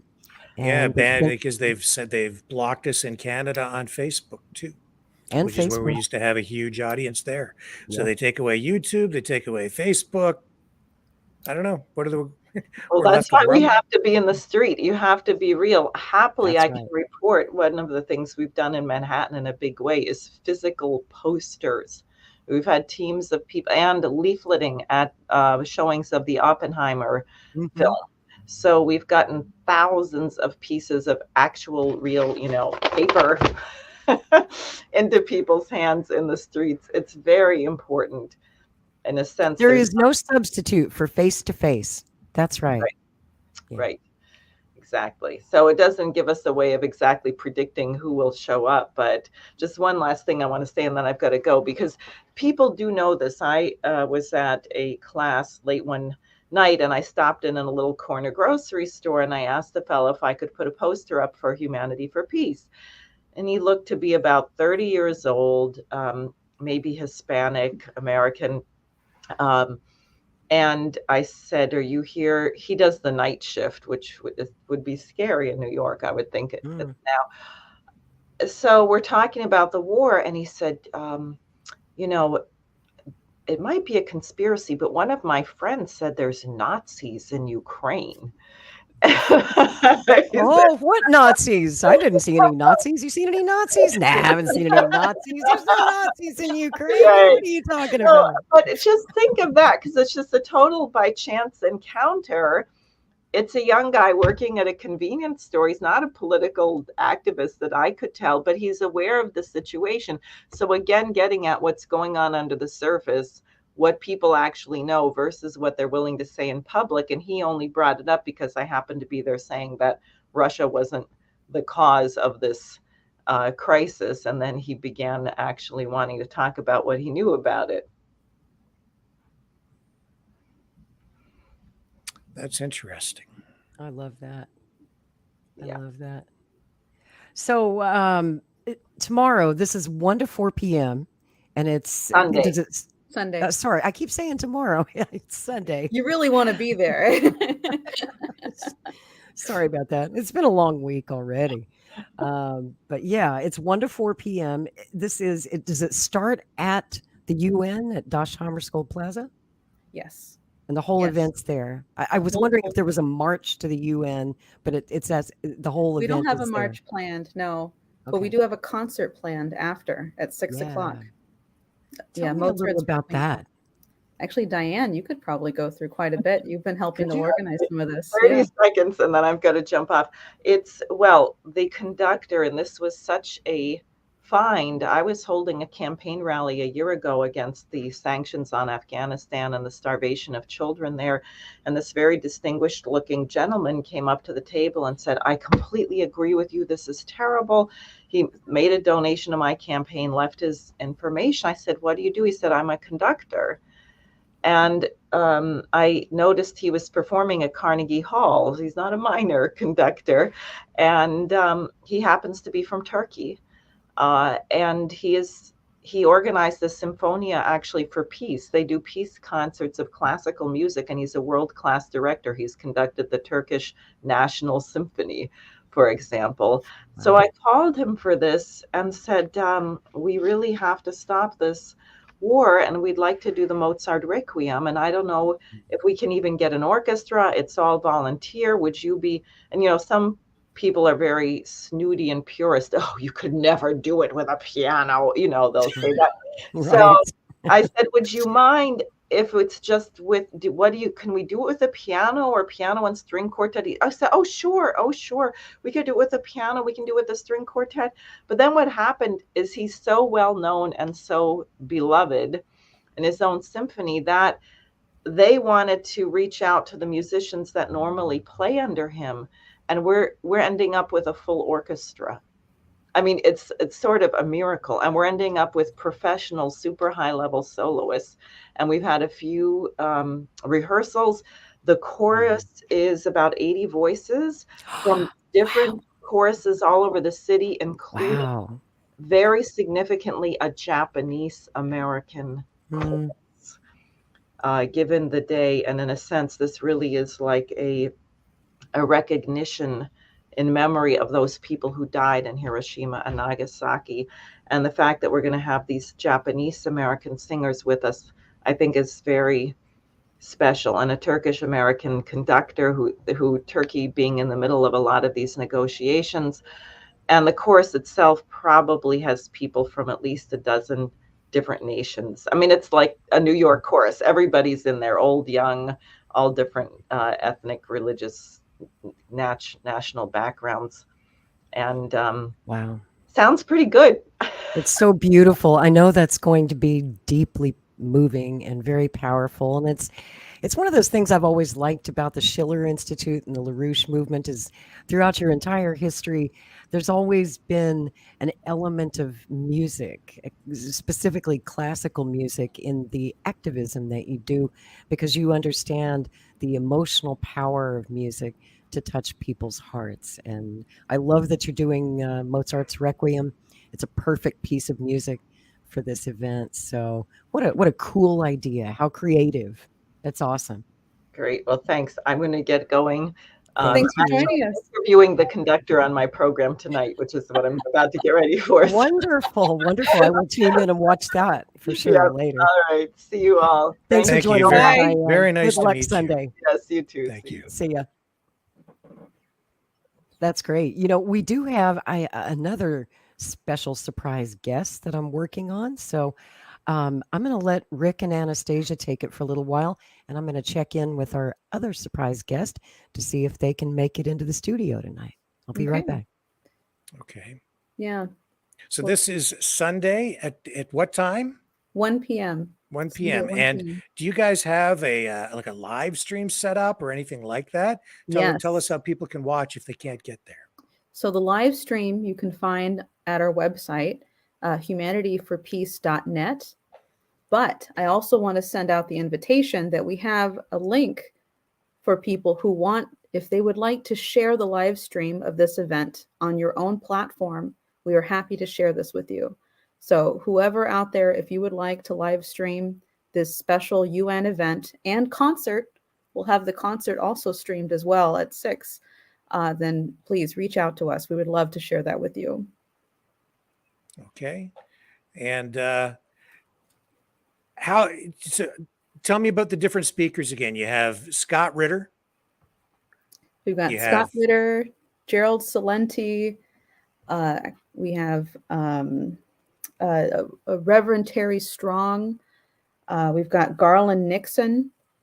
We have the Republican, he calls himself the anti-war Republican candidate. His name is Aaron Day.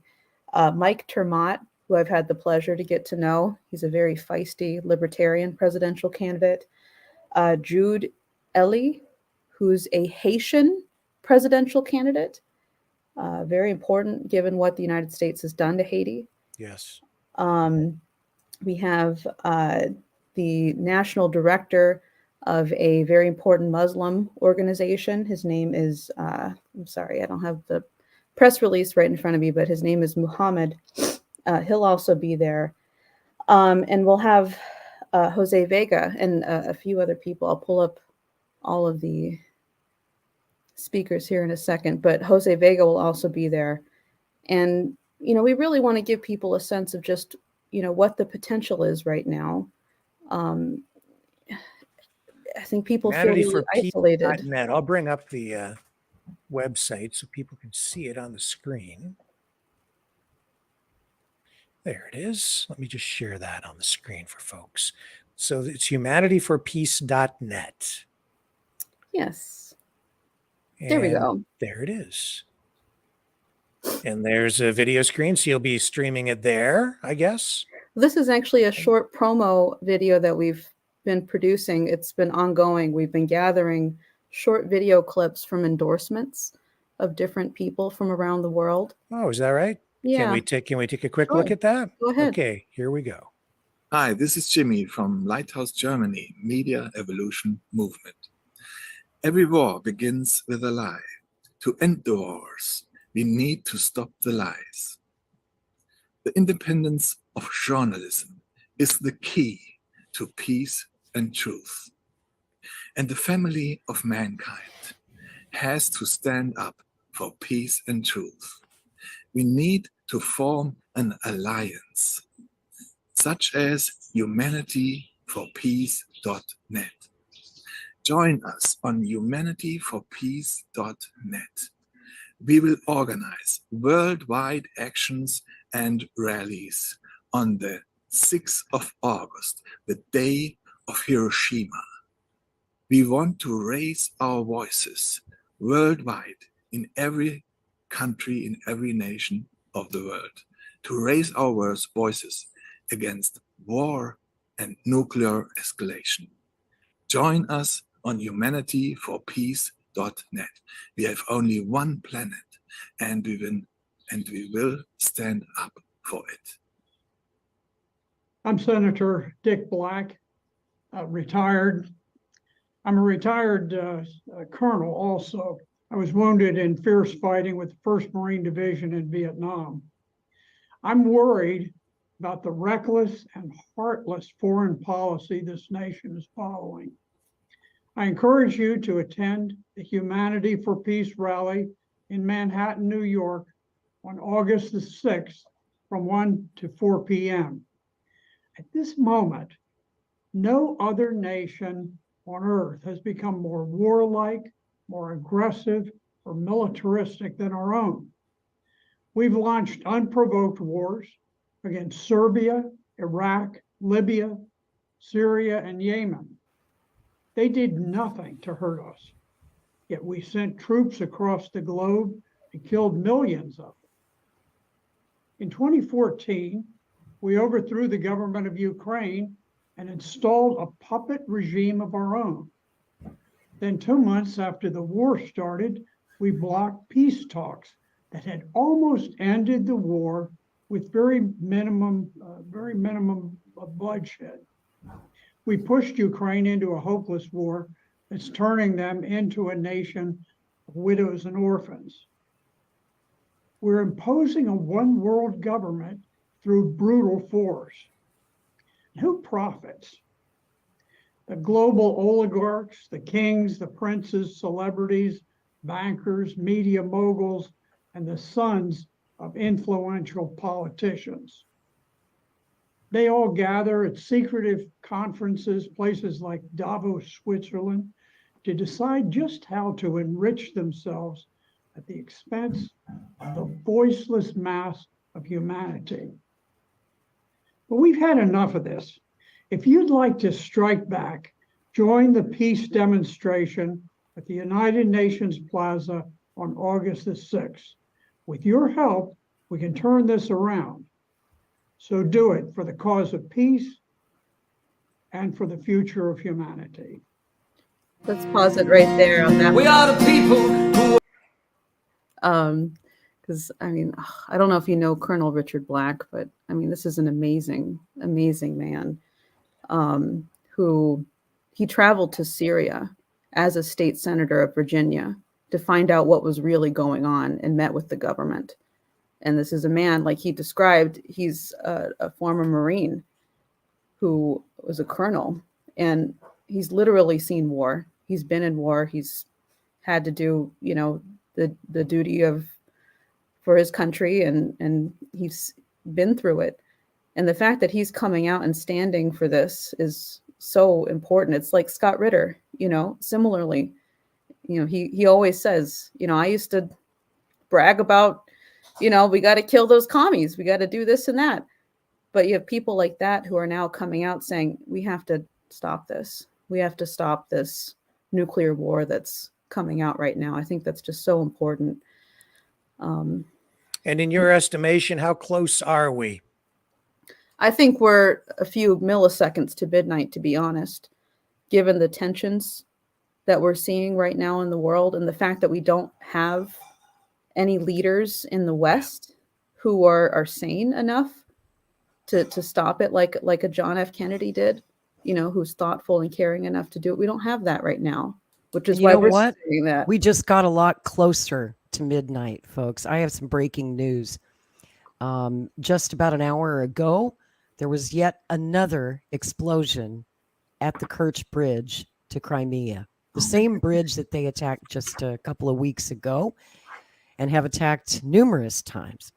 In fact, the special surprise guest that I was hoping to bring in tonight, our friend Scott Ritter, who's an expert on Russia, I do believe he is now swamped with interview requests with this breaking news, so I don't know if Scott's going to be able to join us or not. But real quick, I wanted to show you that over in Ukraine, big celebrations going on about the now the third bombing of the Kerch Bridge.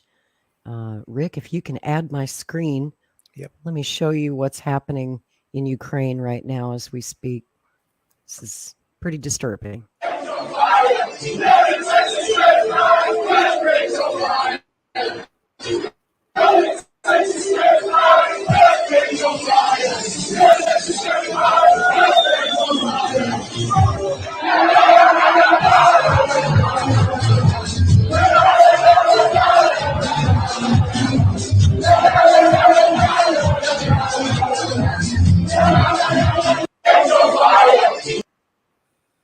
Oh my God. So, yeah, party time in Ukraine. Party time. Could you guys see and hear that okay? Yeah, I My saw the internet's been insanity. wonky. Hopefully that That's- came that's- through loud and clear. It's It's pretty just crazy. it's and, you know, mass. It's a mass these escalations. insanity. Mass formation psychosis. And it brings us closer, closer and closer to that doomsday clock that's ticking. You know, I mean, how much is Russia expected to put up with? And now we see this escalation and ramping up of attacks inside Russia, drone strikes on Moscow. That not a week goes by now, folks, that there aren't attacks inside Russia proper. Right Do you there at the remember heart. when the weapons were sent there? They were conditional upon not using them like inside Russian territory, and Mhm. now drone strikes, bridges blowing up, and it doesn't seem to matter anymore. It's just more escalation. Is it any wonder they've, broken off our negotiations on these nuclear treaties, on the inspections, because they don't trust us? And stuff like this is why we gave our word that our weapons would not be used inside Russia, but they are. And our word just doesn't seem to be good for anything. I don't blame the Russians and to for not sit trusting us. back and pretend it's like, oh, it's not us. We're just providing weapons. It's the Ukrainians that are. No, it's us. It's us. We're absolutely involved. You can't give someone a gun and facilitate violence and not take some responsibility for that. We're a party to it. I need to check in with our man in Crimea, our correspondent there, Kevin Michelizzi, to make sure he and his family are okay. They're getting hit on the regular now in Crimea. It's obvious that Crimea is now a target, and Ukraine and NATO intend to try and take Crimea. And of course, there was an attack on a ship in the Black Sea this morning. I don't know if you guys saw that, but they had to tow a large Russian ship that was severely damaged by some sort of water-based drone that apparently went into the side of the ship. So it's just every day now, guys. Every day. Yeah, and if Russia is backed into a corner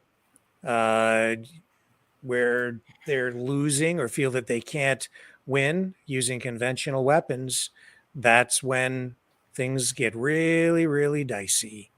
And there's no way Russia is going to stand down. They will not allow. They can't afford to lose the war. Well, they're not going to lose the war. It's insane that anybody thinks that Ukraine can win this, and it's insane that, because basically all this means is the only way that this would ever win is if we went to nuclear war. That's the only way that this could end up in a quote unquote win for them, and that would just mean the end of humanity. Who actually wins in that? Nobody wins in that.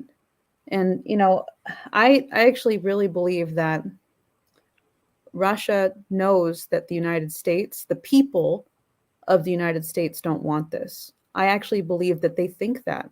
And we used to have close ties with Russia. They defended us during the American Revolution. They defended us against the British who were trying to come in during the Civil War with battleships, and they would cut them off. They sent their own navy to protect America, to protect the United States from the British coming in, trying to screw everything up and get involved in that. They were very clear about this. And we worked with them during World War II. We were collaborators. We were, joint men in arms fighting against fascism. Right. So what could have possibly happened between this short period of time that all of a sudden they become the enemies of the world? Putin's the next Hitler. I mean, I've seen headlines like this. Yes. It's crazy. Every day. Yeah. They call him crazy. Pootler. They love to call him Pootler, right? Which they find personally offensive, by the way, because I mean, could you imagine being Russian and being compared to the Nazis? How angry that would make you? How deeply that cuts to a Russian? Yeah. I mean, they won that war and they lost millions of people. Probably some that we don't even realize, Well, to this day, many of the dead from World War II in Russia are still unidentified. They're still counting and finding remains. Around the time the Cold War ended, the official death toll in Russia from World War II was around 20 million. It has since gone up over the years to 25 million as they find and identify more remains. Then 27 million, I believe, is the current count. But it's impossible to say. I've heard estimates as high as 30 million people who died in that country in World War II.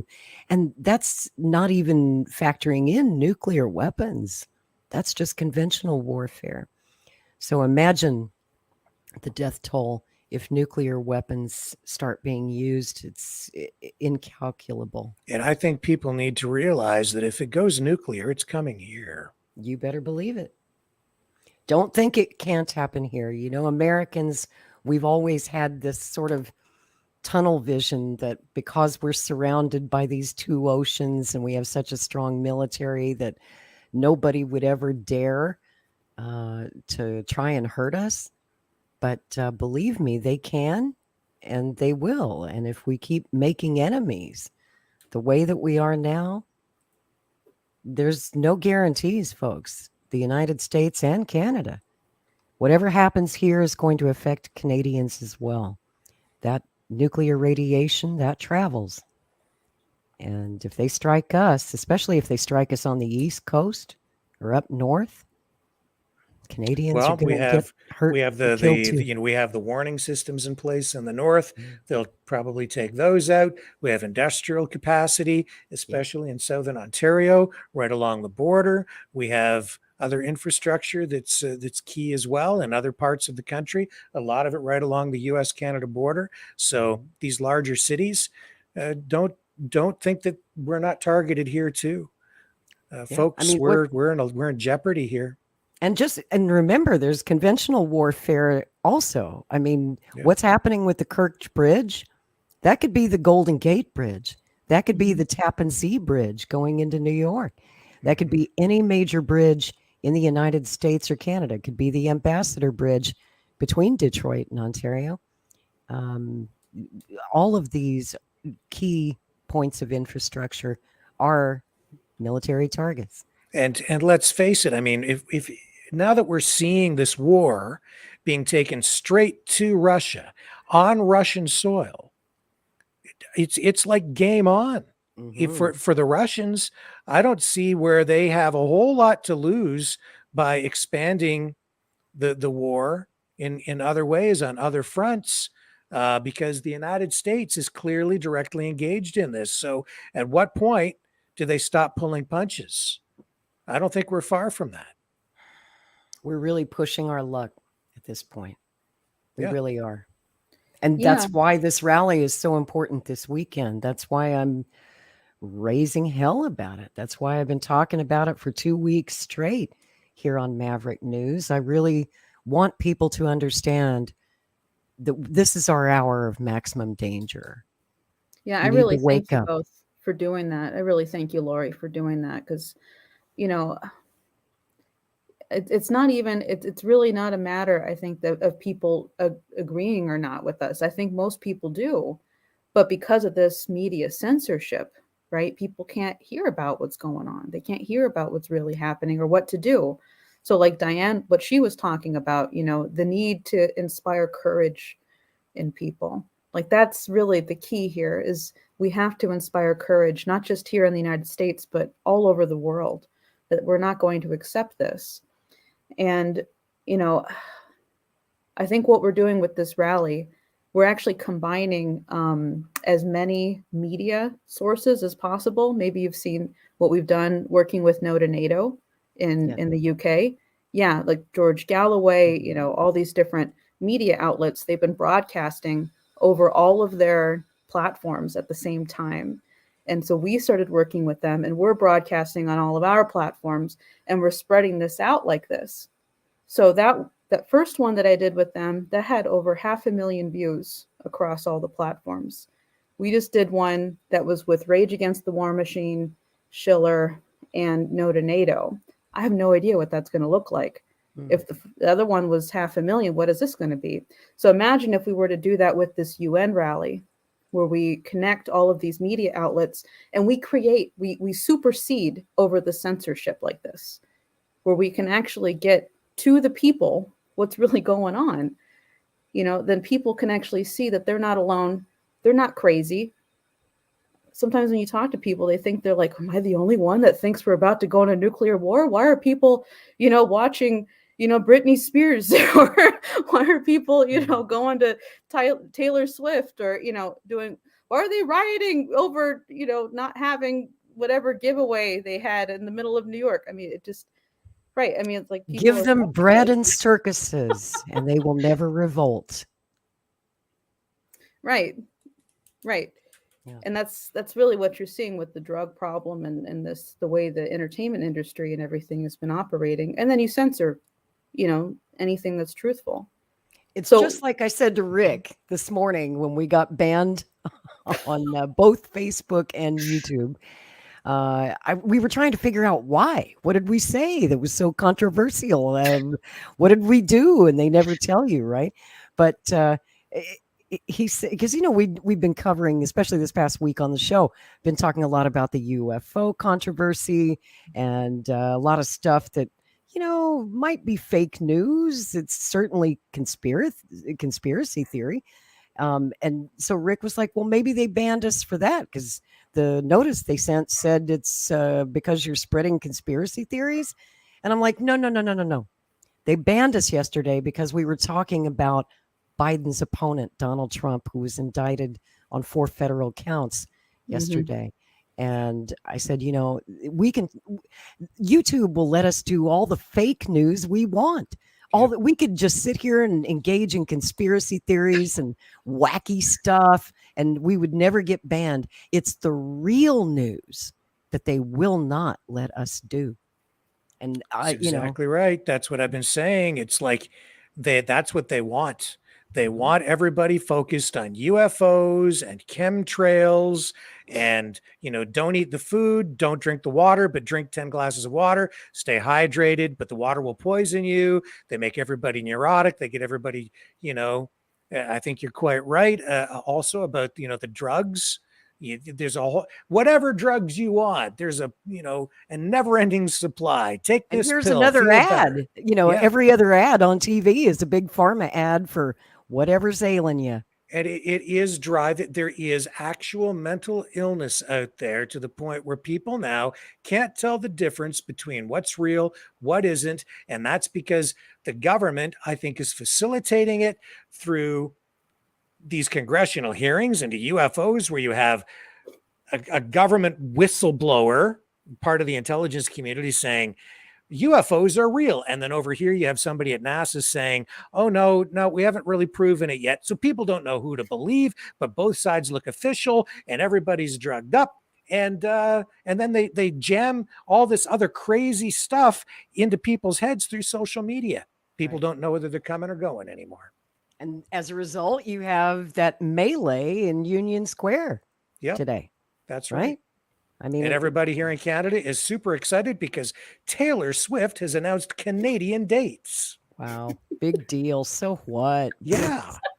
I mean, we're facing nuclear war, and you're concerned about Taylor Swift. Ain't gonna be there, no lead concerts. story on all the major mainstream media news websites. Wow. Who cares that the current situation in Ukraine makes the Cuban Missile Crisis look like a walk in the park? Like that was nothing compared to that, right? You are right. This is way more serious, but Taylor Swift is coming. Well, I mean, I could just tell you about some of the responses I've gotten. I mean, I was welling up with the response Diane was describing over the concert, because people are just offering themselves as like a sign of passion. And Irene Maverick, who, man, I love. She's my right-hand lady. We're doing this whole thing together. We're both the lead organizers of this rally, this international demonstration. And we've been getting responses from folks saying, I've been waiting to join something like this my whole life. When you have people saying things like that, you know that this is now their idea and that's not going to be taken away from them. And I think we've just hit a point in the world where people they're like just ready to cry out, like, we have to accomplish this. This cannot keep going like this. The world cannot end like this. And we have 28 sister rallies, all over the world, South America, Asia, in Europe, the United States.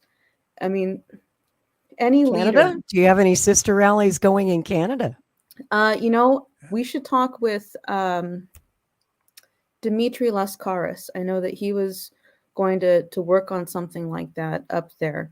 But if not this one, there will be another if we live to see the day, Yeah, if we do. And I was going to ask, I can't think of his name. Sorry, I'm having a brain fart. But there is a very popular Canadian musician and recording artist appearing Sunday at your rally, and I can't think of his name. Malcolm Burns. That's it, Malcolm Burns. Yeah. I'm sure a lot of our Canadian viewers know who Malcolm Burn is.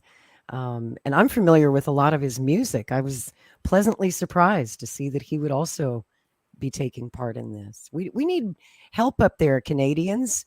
Help us organize. Please join forces with Humanity for Peace. Reach out to them. And again, their website is humanityforpeace.net. You can find out more about this weekend's rally, and also you can, get involved. You can join this coalition. You can organize events in your area. This needs to spread. Let's spread it like a virus. Let's spread peace like COVID, baby. Let's get it out there. If there was ever a time to get off the couch, turn off the TV, forget about Taylor Swift, forget about the darn UFOs. Who cares? Let's save the world from a nuclear conflict. We are closer than we think. Much, much closer than we think. And if you have sons and daughters of military age, if you have grandchildren of military age, you really need to be paying attention. You need to get out there, lend us your voice, get in the streets, bring your signs, get on the internet and talk about it. Anything that you can do, help us wake people up. We absolutely must stop this. And I just heard back from Scott Ritter. He is, because of this breaking news with the Kirch Bridge situation, he's not going to be able to join us. He's going to go on and do a special episode of Ask the Inspector, I think, right now. Okay. So we will get Scott back in next week, working on bringing him back on the show. So stay tuned for that. And he'll be there tomorrow because, Scott he gets it. He was one of the first on board with this movement, even though they banned him from speaking back in February at the Rage Against the War Machine rally. He spoke anyway. He went to a counter rally that was hosted by CPI and spoke there, and he's not going to shut up. You can't silence Scott Ritter. They've been trying for 25 years to shut that guy up. They've used every trick in the book to censor Scott Ritter, and he just keeps on going. And that's what we all have to do. Every time they try to shut us down, shut us up, censor us, ban our channels, we're going to find other ways to get the information out. It's at this point, folks, it's an underground railroad of information, and we are all part of that underground railroad. And that's why we need everybody's help out there to like, share, subscribe, get the message out, share this video around, just, however you have to do it, download it, re-upload it, send it out to people, do whatever you have to do to just get the message out there. That's right. Please help us. Our main channels are censored where we have our largest audience today. So we're counting on you, Mavericks. Help us out. Share that video around, get the word out. Yeah, absolutely. Yeah. And, as this thing escalates, it seems to me that what has to happen from the NATO US side is that for them to get what they want, which is, I think, direct intervention and involvement, they have to make it look like whatever the Russians do to defend themselves, they have to make that look like an act of aggression.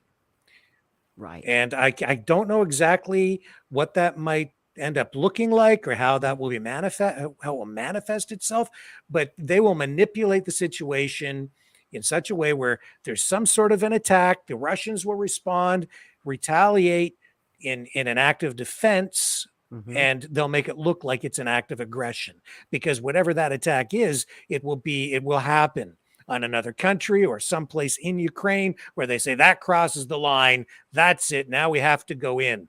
I'm just looking for that incident. It's not far off. I think if we continue to see this sort of escalation inside Russian territory, I'm terrified. And the desperation too, Rick. I mean, we know that Ukraine's losing. NATO is losing.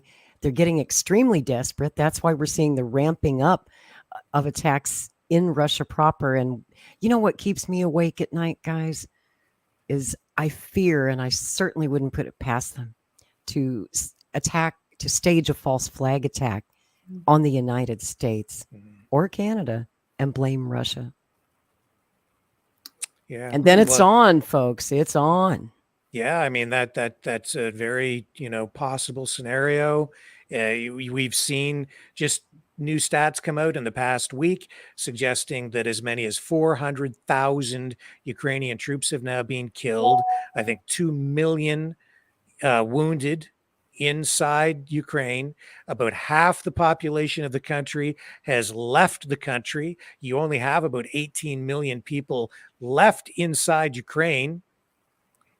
The country is in shambles. This is not in any way, this doesn't look like they're winning to me. This looks like total devastation. So where does that lead? They need more boots on the ground. They need more soldiers, more bodies. Where are they going to get those? Our sons and daughters. Well, I think that's all. Oh, no, go ahead. And I've seen just in the past week what I would describe as trial balloons through social media, where there are mentions of possibly instituting the draft on the U.S. side. There were posts just yesterday about the possibility of, and I don't know if it was real or if it wasn't. I think it might have been a fake post, but that there were Ukrainian officials that were looking at requesting 30,000 Ukrainians to step up from Canada, Ukrainian Canadians to step up and join the fight. It's just these kinds of posts on social media because, Canada has the largest Ukrainian population outside of Ukraine in the world, out in Western Canada in particular. And so I saw posts yesterday saying, There were Ukrainian officials saying it's time for Ukrainians or Ukrainian Canadians to step up. You might be Canadian, but you're also Ukrainian, and we need your help. That makes a lot of sense, Rick, because how small the Canadian military is. You know that you haven't got enough troops to even protect your own homeland, let alone send over to Ukraine. But you've got this huge diaspora of Ukrainians, the biggest in the world, as you said, outside of Eastern Europe. That's a formidable fighting force. If they all decided to go or, volunteered to go. But, recruitment, military recruitment here in the United States is way down. Lowest levels in years since this war started. Americans are not rushing to their local recruitment office, and they won't unless there is an attack on the United States. If there's a Pearl Harbor type of incident, if there's a 9/11 type of incident, any kind of attack on our mainland, that will certainly get recruitment levels up. People will volunteer because then we've been attacked and we're in this thing. We're in the war. But as far as the draft goes, this may be an unpopular opinion, but I'm going to say it anyway. If it's true that 1/3 of Americans want to put our boots on the ground, I say bring back the draft. Put your muscle where your mouth is. Americans do not care about foreign policy. You look at poll after poll after poll, right? Foreign policy and war historically polls less than 2%. It's just not a matter of concern to Americans, and it hasn't been since the Vietnam War. That was the last time that Americans cared above that 2% figure because their sons and daughters were going over there and getting hurt and getting killed. So the only way, it seems, for Americans to understand the reality of what we're dealing with is if they have to put some skin in the game. And the draft, as much as I would hate to see it happen, I think that if we're going to fight a war with Russia, we're going to need a draft. And it's the only way to get people to pay attention. Sad to say. Well, I think the other thing that we can do, because the United States is a melting pot. We're a melting pot country. And there are tons of nations of people from other countries or who have descendants from other countries, especially from the global south or from the BRICS nations, who do understand what we're talking about here. And they can feel what they're seeing outside of this nation as a movement of anti-colonialism. And what we're doing with Humanity for Peace, with all of these different groups, the Schiller Institute, is we're combining those two movements, the peace movement with the global south, as one unified anti-imperialist movement. Right. I think in the United States, we need to reach out to all these groups. Screw these peace organizations or whatever that can't work together. They haven't gotten their crap together in years. What the hell have they been doing?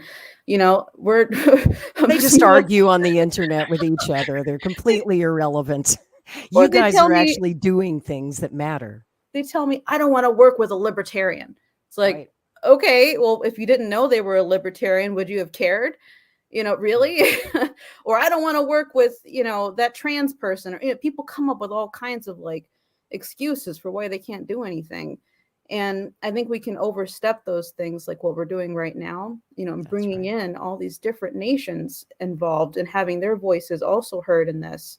And I think this is also flanking the enemy. Right? Because if you remember at Rage Against the War Machine, what were they doing? They were saying, oh, those people are racists. Oh, those people are fascists. Oh, those people, they were doing this and that. Yep. You know what? We've had very little attacks, and I think they're flipping out because what are they going to do? They're going to call, Jude Ellie, the Haitian presidential candidate, a racist. Give me a break. Or we're working with former President Donald Ramotar, former president of Guyana. Are they going to call him a fascist? This is ridiculous. That just sounds ridiculous. So I think we can flank the enemy, right? Because they use gossip and all these different kinds of things to scare people. It's not real. They use it to scare people. So you jump over those things by coming up with new ideas and uniting more and more people around this concept of saving the world by going above our ideological differences. You know, speaking of scaring people away from taking part in events such as this, I have a very dear friend who lives in Washington, D.C. And when you guys did the Rage Against the War Machine rally back in February, she's on board. She's with us. She and her husband really wanted to come to that rally. And you know why they didn't, Anastasia? Why? They were too afraid of the crime in the city. They're afraid to go anywhere. They're afraid to go to the park. They're afraid to ride the metro. They're afraid to go to an anti-war, a peace rally, for crying out loud, because they don't feel safe in America. In the major cities in America right now, a lot of people are just afraid to be in a public place where things could go wrong. And then you see what happened in Union Square today in New York. I'm afraid that that event could, unfortunately, have an impact on this rally Sunday.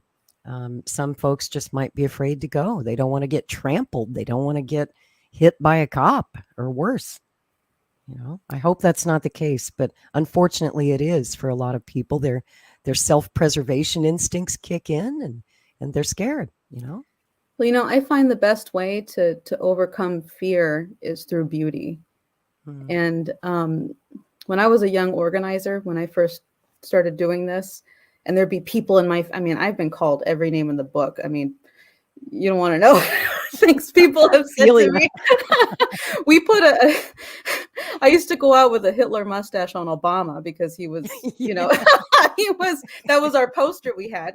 I remember that was a great poster, very effective poster. Thank you. Freak people out. There were tons of people who didn't agree with us then and were like, well, you were kind of right. But there were people who would get in my face, and singing at them actually would completely destabilize them. Singing at them, I would sing spirituals like the Negro spirituals, the songs of the civil rights movement, or American patriotic songs. And that's really some of the best ways to flank people's rage. Or honestly, like there's people out there that just get triggered, not because of you, but because they're struggling with their own paradoxes in their head. Like this is an example of something in the past. Like I remember being in an argument with somebody who was an Obama supporter and said, you know, Obama's not killing people with drones. And I'm like, yes, he is. He's got a whole, you know, it's almost like trading cards. He goes through, he's got different people on there and he selects them, you know, and then we go and we kill them with the, you know, with the drones. And this is killing people at weddings and apartments. And then the person says, well, he had to do it. And I was like, okay, well, which is it? He had to do it or he's not doing it? Which is it? And so then they started freaking out. But it was this process of actually getting them to see how they were really thinking, which finally got them to just like explode. It wasn't me. It was them struggling with having to deal with this paradox in their head. They're making excuses for things they know that are wrong. You're reading the chat, aren't you? That's why I'm smiling. Yes. Oh, what happened in the chat? Rick, I'm going to let you explain. I have to get back to Scott Ritter real quick. Okay. I'll be right it's back. Just we have a regular viewer who's a lovely guy, and I'm grateful to have him here every night. And you know, he thinks that the solution to all of our problems is to exile the Knights of Malta. And I don't know how familiar you are with the Knights of Malta. Really, It's a real thing. They you know, they say that they're engaged these days in charitable pursuits, but there are those who think that this elite group of knights who have their own sovereign territory in Rome and at an address, not an actual country, but they're still a sovereign entity. The members of the Knights of Malta are really form the backbone of a secret cabal. So I've just embraced it, and I'm like, yep, let's flush them out and exile the Knights of Malta. And so yeah. So we're gonna get T-shirts made and stuff too. To exile the Knights of Malta. That's right. Yeah. And Choosy, his name's Choosy, and he's here every night, and he's very serious about it. There is some truth. You can look it up. Like, I mean, it's a real thing. It's not just a conspiracy theory. It's a real group. Now, what are they really engaged in?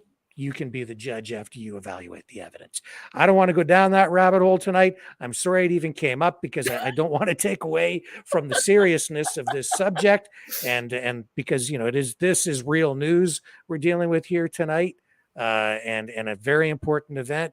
And as you've seen, even tonight, folks, this escalation continues with this attack on the bridge, with the mass formation psychosis being used. And I believe it is a form of propaganda that is being unleashed upon populations in the world in unprecedented, highly technical, extremely effective ways, in ways that we're not even fully aware of, where they're truly controlling people's minds, their attitudes, their perspectives, to get people to, they're manufacturing consent for the war and for further escalation.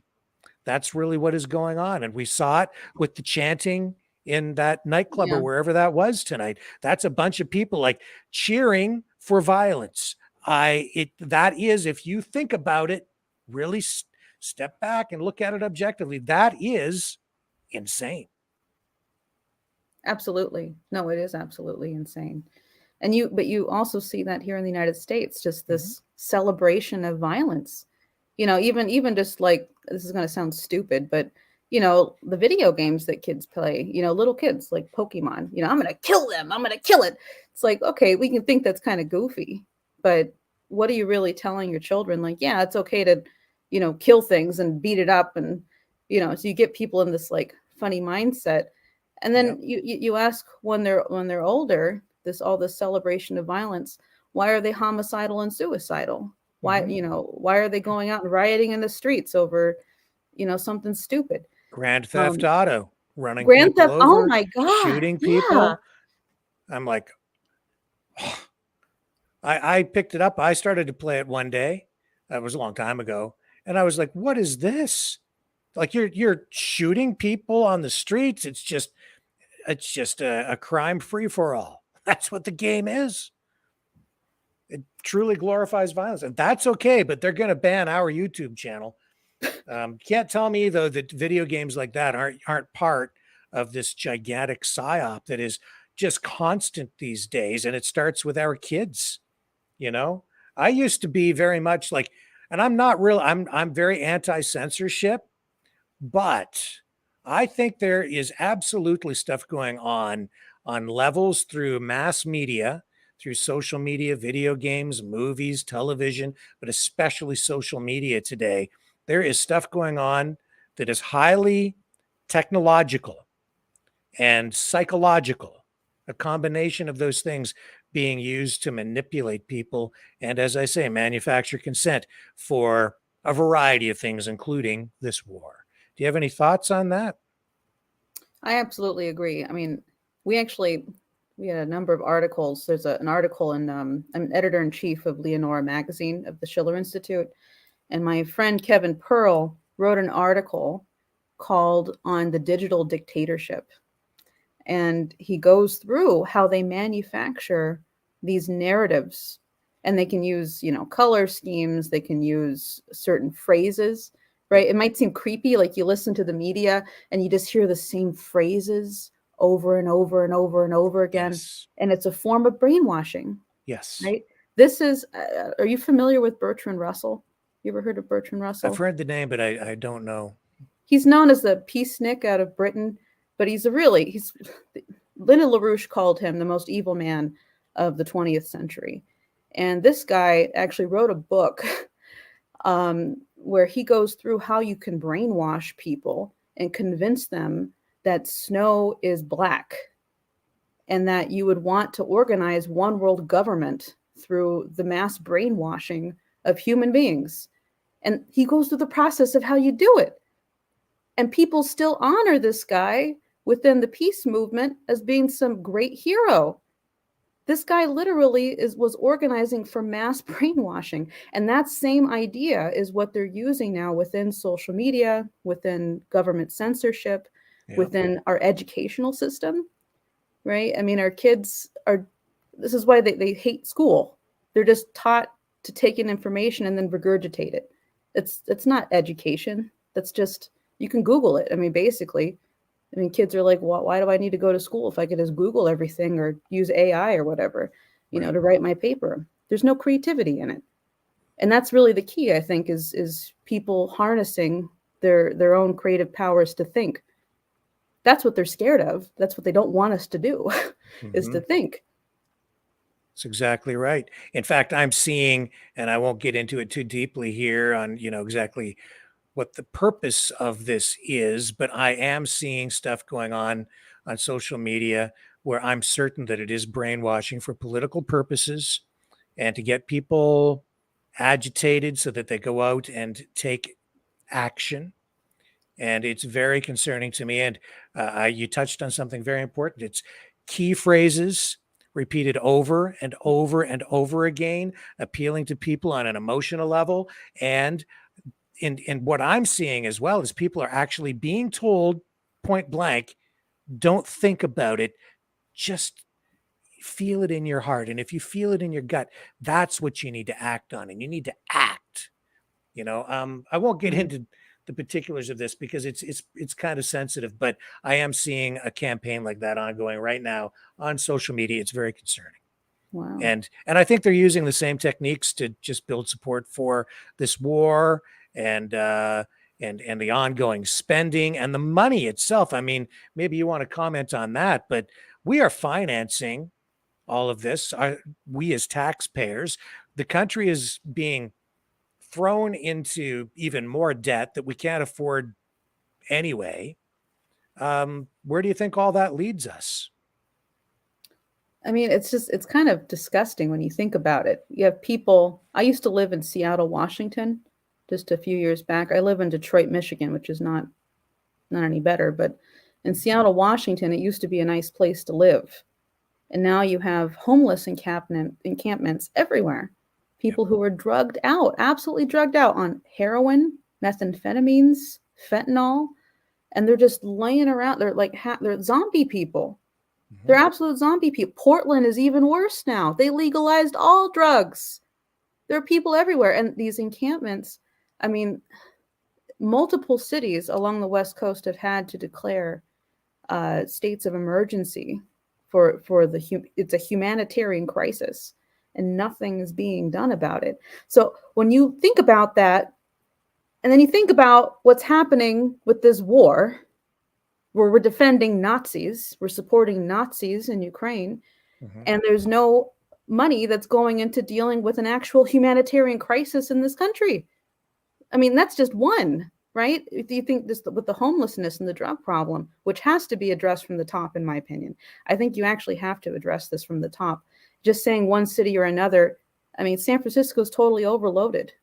If you just say one city has to deal with it by themselves, then everybody's going to flood there and it's not going to work. This has to be dealt with from the top. And I think all this wasted money and wasted life in these wars, wasted life, children who could have been geniuses. If we were to be using these funds to actually develop our nation, right, we could be working with other countries, right? What if we did like what China's doing, right? Where they said, hey, if you stop the war, then let's work together on rebuilding your country, right? That's what just happened with Saudi Arabia and Iraq. Yeah. Right? Let's do that. That's what John F. Kennedy did, right? He was the peace president. That's what we should be doing again. Yeah, and we have a peace candidate running right now, Robert F. Kennedy Jr. As you know, I support him in spite of all the attacks I'm getting for supporting him. But what do they do when we finally have a viable peace candidate who would bring an end to this war, who would engage in peaceful competition with China, not a war? They're attacking him. They're demonizing him. They're slandering him. They're dragging him through the mud. And then I'm just waiting for it any minute now. They're going to try and find some trumped up charge, if you'll pardon the pun, to indict him on. I would not put it past this administration, this White House, considering what they're doing to Donald Trump. If they can't censor Kennedy, they're going to have to come at him one way or another. And I hope that it's not the way they came at his father and his Uncle Jack. Yeah, I mean, I think my greatest advice to any presidential candidate right now is to work on forming a political movement like what we're doing with Humanity for Peace. Like, if Great you actually advice. want to have the backing to be able to say and do what needs to be done, you have to organize a political movement. Don't be a political skirt chaser. Don't chase political skirts, which unfortunately is what I've seen many politicians do, which is why we're in this mess. Right. Right? Because they lie. They say, oh, yes, I support you. Da, da, da, da, we're going to do this and that for you. Then they get in, right? Like AOC is an example. What the hell has she done? It's worse than nothing. Worse than nothing. She keeps voting for more war. Yes. Every time. Every time she votes for more of this. She signed a letter, which was barely anything, that said, oh, could you please work on some negotiations, Biden? And she retracted it, flipping out. The next day. Yeah. Didn't even take 24 hours, and all of those Democrats backed down. And the excuse that I get from, because I also intervened on Rashida Tlaib. That was another intervention I did. That was awesome. Thank you. And the excuse I get from these types of political figures is that, well, I can't actually say what I really want to say because I don't have the backing, and you're being out organized 10-1 and da da da da da. And that's why I'm saying to you here, we have to organize the political movement. We have to organize the truth, because they feel like they can't do anything. It's not a good excuse. They should be out here organizing with us. Damn right. We're going to do it. We're just going to do it. I don't care if they join us. So we're going to do it. And we have presidential candidates at this, at this event who want to do it. And I wish if I don't know what Bobby's up to this weekend, but I've been bugging him about it. Scott Ritter's been bugging him about it. We're saying, hey, please come to New York City. Please. We would love to stand in solidarity with this rally. It's so important. It's so important. And folks, there's something I just have to say. Forgive me while I get on my soapbox for a second. There are a lot of big podcasts out there on Rumble, on YouTube, who make a lot of money pretending to be anti-imperialist or, anti-war, but I don't see them actually organizing anything. I don't see them actually doing anything except grifting. They're making a lot of money off super chats and memberships, and it's all about the money for a lot of them. I'm going to be really honest with you. They don't get banned. Their channels never get banned. I'm not going to name any names, but they break every community standard in the YouTube rule book, and they never get banned. Why? Because their platform is so large and they get so many donations, and YouTube takes 30% of every donation. So those people are making YouTube a lot of money. And that's why YouTube doesn't ban their channels. YouTube bans little guys like us because we're demonetized anyway, and our audience isn't millions. So we're not making the platform money. So what I'm asking each and every one of you to do, this is not about us at Maverick News. Rick and I work for free. We spend money to do this show. We have a lot of expenses. We get hardly any donations. We're not in this for the grift. We're just not. We're going broke doing this, guys. We're doing it because we care. We're doing it because we're trying to save the world. We're trying to literally save humanity here, and that's not hyperbole. That's not an exaggeration. We really do love everybody in our Maverick family, everybody watching right now. Your life has value. You matter to us, all of you, even when we disagree, and we often do. We love you. We want you to be safe. We want you to live in peace. We want you to have good quality of life, good jobs. We want you to have a home and a car and the American dream or the Canadian dream. We want all of that for you. And we ask only one thing. If you can't afford to donate, that's okay. We understand this economy sucks. Everybody's struggling right now. Some folks can't even afford to send a $2 donation, and that's okay. But you can click the like button. You can subscribe. And most of all, and this is what I'm asking all of you to do, everybody watching this show right now, share this video. Tell a friend about this rally. If you know anybody who's anywhere close to New York City, who you know cares about the future of this planet, of mankind, ask them to come. It's Sunday. They're probably off work. It's a day of rest for many. Ask them to come. And if you can't do that, at least watch the live stream on Sunday. Support them. And would you tell us again, Anastasia, where people can watch the rally live if they can't be there in person? So if you go to humanityforpeace.net, there is a special page which is called Stream the Rally. And you can go there and you can see the New York City live stream. That's awesome. Also, while we're talking about donations, I know that you guys are getting pretty close to your goal. And I'm going to go ahead and pop the link down here at the bottom of the screen where people can chip in a few bucks. If you can't come, if you just want to do something, at least you can help them achieve their goal, because what they're doing does cost money.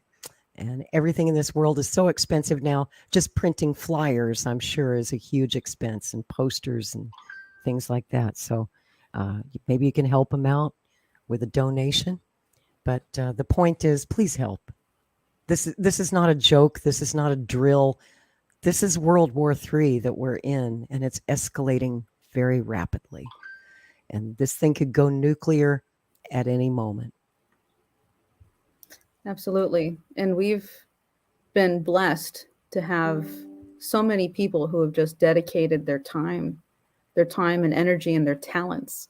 I mean, the people who are just offering, professionals who are offering, who did this website for free, who made this website for us, video developers who are just like, my God, we're facing World War III. Let me help you make these things. You know, people who do social media. Anyway, we've been really blessed to have so many volunteers who have been helping. So we've kept our costs really low. As you can see, we only need $8,000 to pull off an international demonstration. That is amazing, really. Irene and I, we organized this in 6 weeks. Like, this was full on mass mobilization across as many different groups as we possibly could, and just plowed through. And all we really need is security. We're paying for security because people out there are crazy, and we want to keep everybody safe.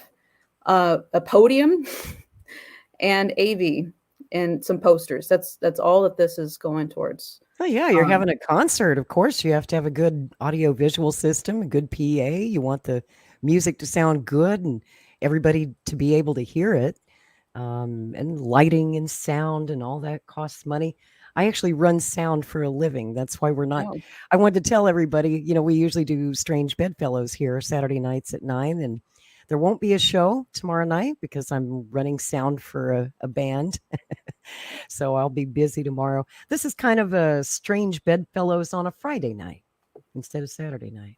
It's like a continuation of our conversation from last week when we had Jose Vega and Kynan on the show.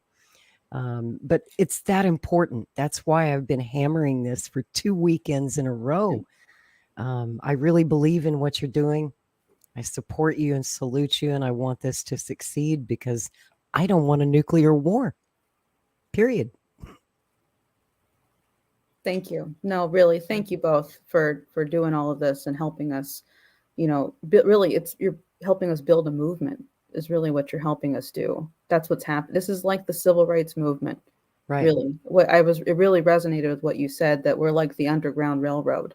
We are. That is what we are.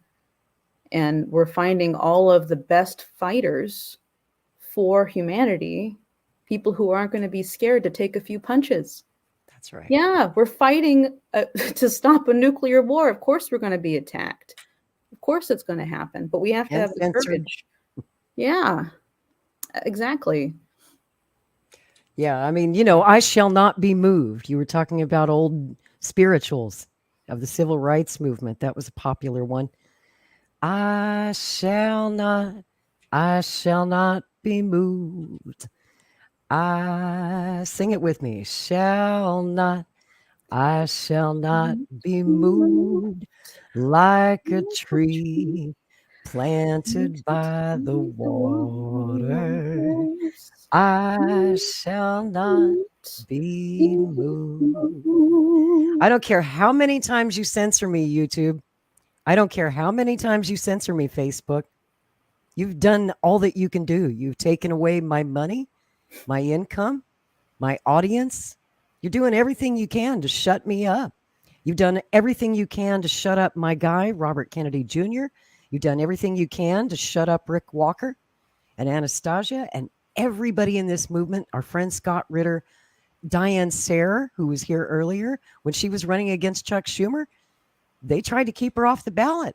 They shut her out of the debates. They would not let the woman debate him.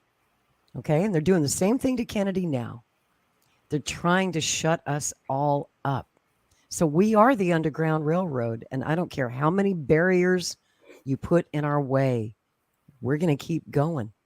As long as there's breath in my lungs, as long as I can talk, as long as I've got this microphone, I'm going to find a way to get this message out to the people.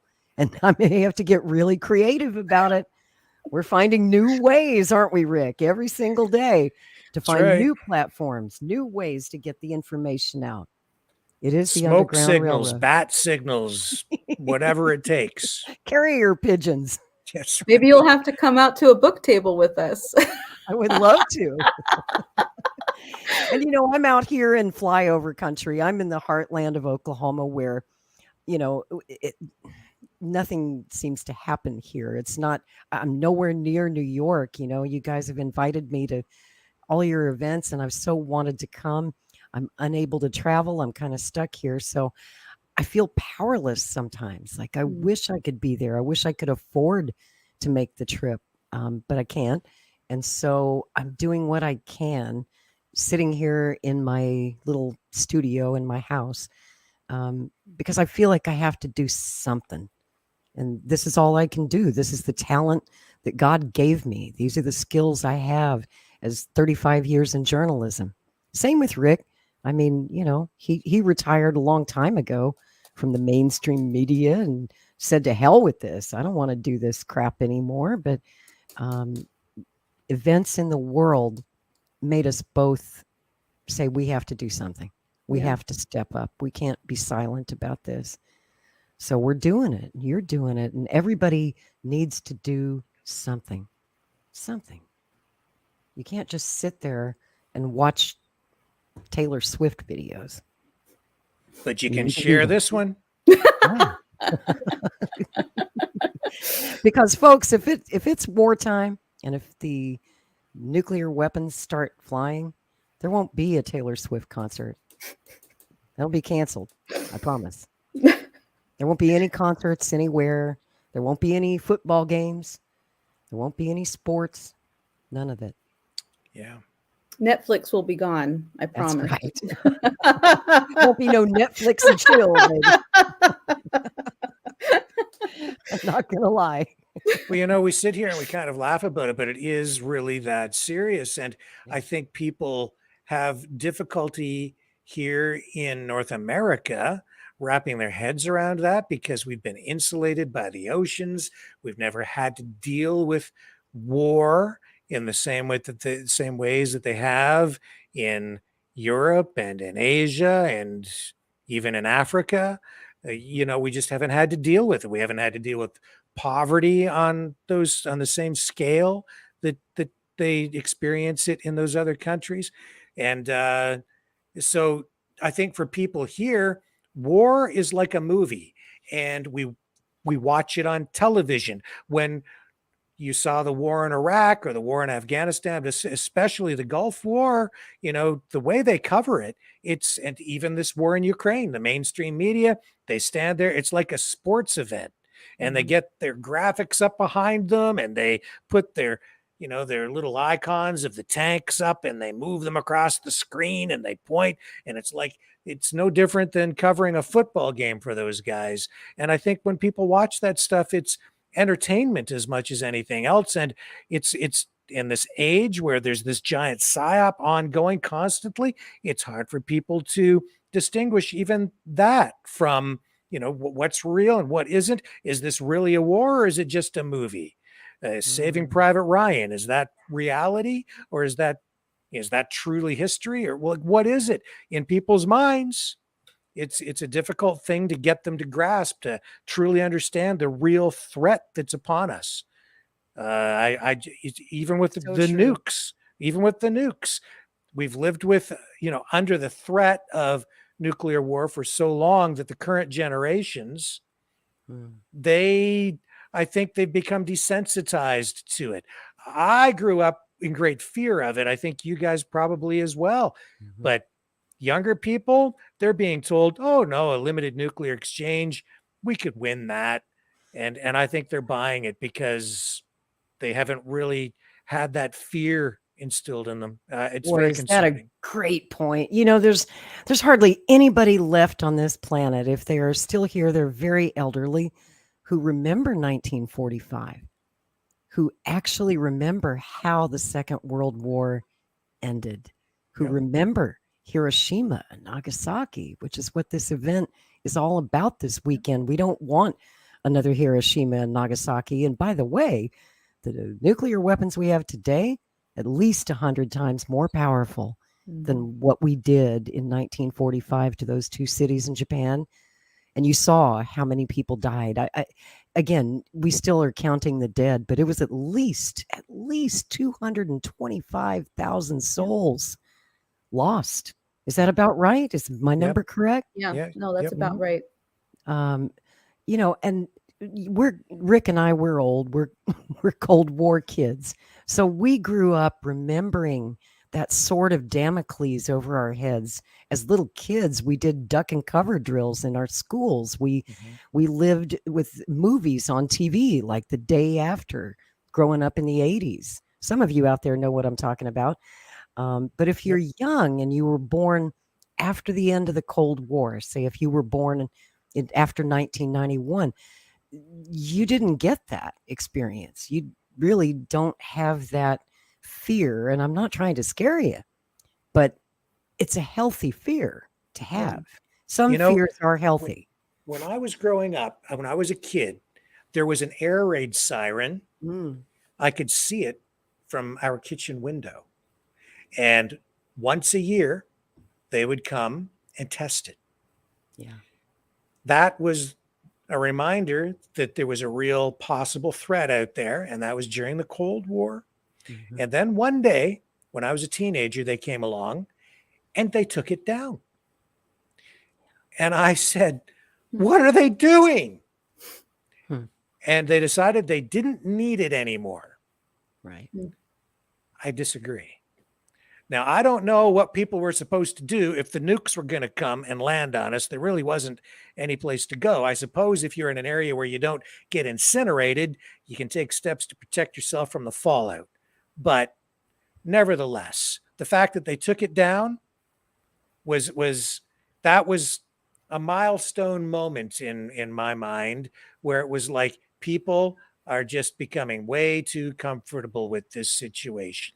And that's where we're at today. And it's just become worse and worse and worse over time since that day that they took down that air raid siren just across the street from me. It's one of those moments in time that, it's burned into my brain that day. Yeah, And I can here we imagine. sit tonight having this discussion. Do you guys think that we've had a false sense of security for the last 30 years since the end of the Cold War, that we don't have to worry about it anymore, everything's great in the world, even though there are more nations that have nuclear weapons over the last 30 years than ever in our history. We weren't worried about the Russians anymore, but why the heck were we getting rid of our civil defense systems and our air raid sirens and things of that nature? It was as if we just let our guard down completely and thought, it's never going to be a problem again. Yep. Not just the physical defenses, like the military defenses and the warning systems, which we do still have some in place through emergency broadcast systems and so on, and stuff that goes out over the internet to some degree, although now they're banning news on on social media, so I don't know how they're going to get information out to people effectively, but that's another story. But we've let our guard down politically as well, where we became way too complacent. We just expected these politicians would, as I say, pick up our garbage and we wouldn't have to worry too much about it and just go to the polls, every few years and elect our representatives and just let them take care of stuff. Well, this is where we've ended up, because we've been electing people who, through lack of scrutiny, have become corrupt, greedy. They've exploited the situation and led us down a path to extreme danger. And this they is where we're don't at. give a fuck about you. Human life has no value. They don't care about you. That's right. It's on full display. All Joe Biden cares about is the next business deal that he can use where he's using his influence. It's just brazen. It's on full display. They don't even try to hide it. The corruption is on full display, and people are still going to vote for the guy. It blows my mind. Blows my mind too. I mean, Diane Sare, who was here earlier. Chuck Schumer is so bloody unpopular. I mean, how does that guy keep getting reelected? How do the warmongers like Nancy Pelosi and Senator Lindsey Graham, how do they keep winning elections? I'll tell you how. Because they're keeping the good guys and gals like Diane Sare off the ballots, off the debate stage. And that goes for my guy, Kennedy, too. And they're trying to lock up a former president of the United States, Donald Trump. It's an outrage. And silence us. And Justin Trudeau, with his policies also, look what's happened there. Censorship, Bill C-18, C-11, news, like, gone off Facebook tonight. We're gone off Facebook because people are not being allowed to see what we are producing. Gone on YouTube. This is the result of government policy in Canada and in the US. Same policy, same type of leaders, different countries, but that's the only difference. It's just a border between us, but we're in the same damn boat, all of us. Mm-hmm. Well, I have some thoughts on that question that you raised, Lori. I was thinking about, after the war, after World War II, Franklin Delano Roosevelt was dead. And who did you have come in? You had Harry Truman.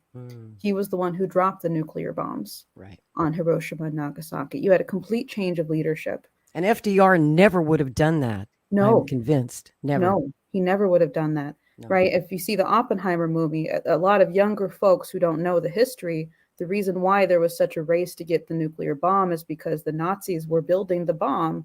And so the idea is that we had to get the bomb before the Nazis did, because if they got it, then they would blow up the world and control everybody.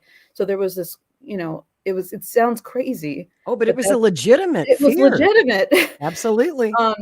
So, right, I agree. FDR never would have done that. And so what did you have? You had a change of leadership that happened in the United States and a capitulation on morality, really. And that's when you really started to see this Bertrand Russell. We were talking about this earlier, Rick, this Bertrand Russell idea of brainwashing, right? A lot of the music started to become more repetitive. A lot of the education started to get worse. People started to, assert funny things into the culture. And when you had good presidents or you had decent people in power, what happened? They were killed. Right? Look at what happened to John F. Kennedy or Robert F. Kennedy. Right? You had that whole slew of a very short amount of time, right? Where just political, not just in the United States, but internationally, political leaders were being assassinated. You know, and we had put out this report called the International Assassination Bureau for the LaRouche organization, which documents what this was, why they did it, it's how it affects the way people think. Because the effect of that is that they basically, this is the State Department, you know, it's an empire network. Basically what they're saying to people is, if you have the nerve to stand up and say the truth, then we're going to kill you. And that terrified anybody, right? Neil Gallagher, right? This was a congressman who was a personal friend of John F. Kennedy. He wrote whole books. He went after the network, going after John F. Kennedy to hide the magic bullet. I mean, like, anybody's going to believe a magic bullet killed the president of the United States? Give me a fucking break. That's you know, this is crazy. But this was rammed down the people's throats. And Neil Gallagher was ousted from government. I think they actually like put a fake or a dead body in his basement or something like that. There was something that happened. Yeah, that's right. I forgot about that. Yes, they did. Yeah. And yeah, it's like the Godfather putting a horse's head in your bed, just send you a message. Right. Yeah. So you had that whole process of people who were decent people who wanted to fight for the truth, and they were just completely ousted out of government. So anybody who since then has just been terrified to say the truth. Ron Paul, Tulsi Gabbard, who was ran out of Congress. Ron Paul was forced to resign because they redistricted his district, and same with Tulsi. It's like all the good guys and gals, if they can keep their jobs in Congress, they're very lonely. They're a small minority who, you know, they don't have the votes to pass good legislation. We need to elect more good guys and good gals in the Congress, in the Senate. That's why I'm glad that Diane's making another run for it. I hope people in New York will vote for her. She is an honest person. We need to get honest people and get these corrupt guys like Senator Graham out. We need to get these warmongers out, get the neocons out, you know, and keep the good guys in. That's why I'm not a fan of term limits. I'm always harping about term limits on this show. You know, there's kind of a movement out there because people are so I agree sick. with you, actually. Yeah, I agree I'm with glad. you. Glad to hear that. I think we need to repeal the 22nd Amendment, because you were speaking of Harry Truman. The 22nd Amendment was passed in 1947. And it's important for people to realize why we had the 22nd Amendment. The Republicans took control of Congress after Franklin Delano Roosevelt served an unprecedented 4 terms. He was reelected by a huge majority every time. You know, Republicans voted for him. Yeah. The country wanted him. They felt he was the best man for the job, and literally would not let him leave office, even when he was visibly ill and dying. But they still would not let him go because they loved him that much. And so when the Republicans took control of Congress, they passed the 22nd Amendment, which said we're never going to have another president for more than 2 terms. Now, of course, that does not apply to Congress. Congress critters can sit there until they're 100 years old. Look at Dianne Feinstein, for crying out loud. She's not even in her right mind anymore, and our Congress is full of them. People think that term limits are the answer, but they're really not. That's a false choice. For example, if you're Apple, would you want to fire Steve Jobs? If you're Tesla, do you want to get rid of Elon Musk after 8 years? I mean, you want to reward your good employees. You want to keep them, especially if you have a good leader, if you're lucky enough to get a good guy or good gal elected. You want to keep them. You want to vote the bad guys out and keep the good guys in. So that's why term limits are not the answer. That would force the good guys out after only 8 years. And there's also a lot to be said for stability. That's another good reason to get rid of presidential term limits, because you look at countries like, well, since we're talking about Russia, Vladimir Putin. He's been president off and on for 20 some odd years now. Xi Jinping in China and other countries, they tend to have one leader for a long period of time, and it brings them stability that you just can't get when you're changing horses every 4 to 8 years like we do here in the States, because the new guy comes in and undoes anything that was good that the last guy did. Why? Because partisan politics. Look at what Joe Biden has done since he took office. He immediately reversed pretty much every good policy that Donald Trump had. Our southern border is just one example. So yeah, I'm all for getting rid of that 22nd Amendment and getting some stability in our leadership and getting some good people in there and keeping them there, because the good guys are always forced out of Congress one way or another.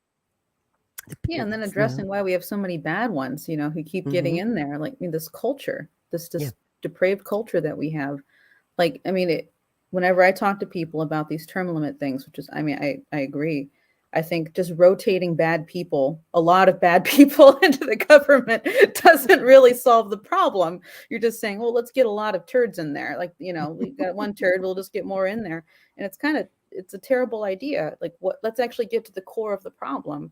The problem isn't the limits or how long they're in there. The problem is that they're in there in the first place. Exactly. So what do we do? Well, you have to organize a movement. You have to organize a change in thinking and how people are operating. And Americans need to speak out. They're too scared. They're more worried. They have been more worried about losing their jobs, about being killed, these are legitimate things to worry about. But quite frankly, at this point, you need to be more worried about losing humanity than all of these other things.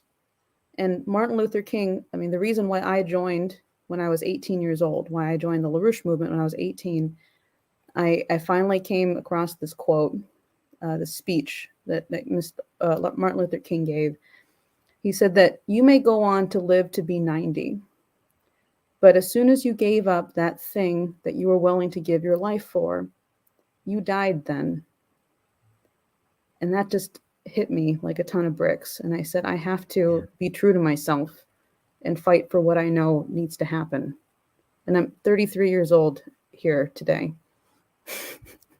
Today's your birthday? No. I just mean that I'm here now, after so many years, doing this. And I just can't believe we're in the middle of this. But people like you give me hope, Anastasia. You, Jose, Kynan. It's one of the things that I love about the LaRouche movement. I was just telling this to Rick the other night. That one of the coolest things that Lyndon LaRouche did was his youth outreach and education programs. Jose and Kynan were telling me how they got into the movement, that, there was a LaRouche group there with a table and literature set up at their school.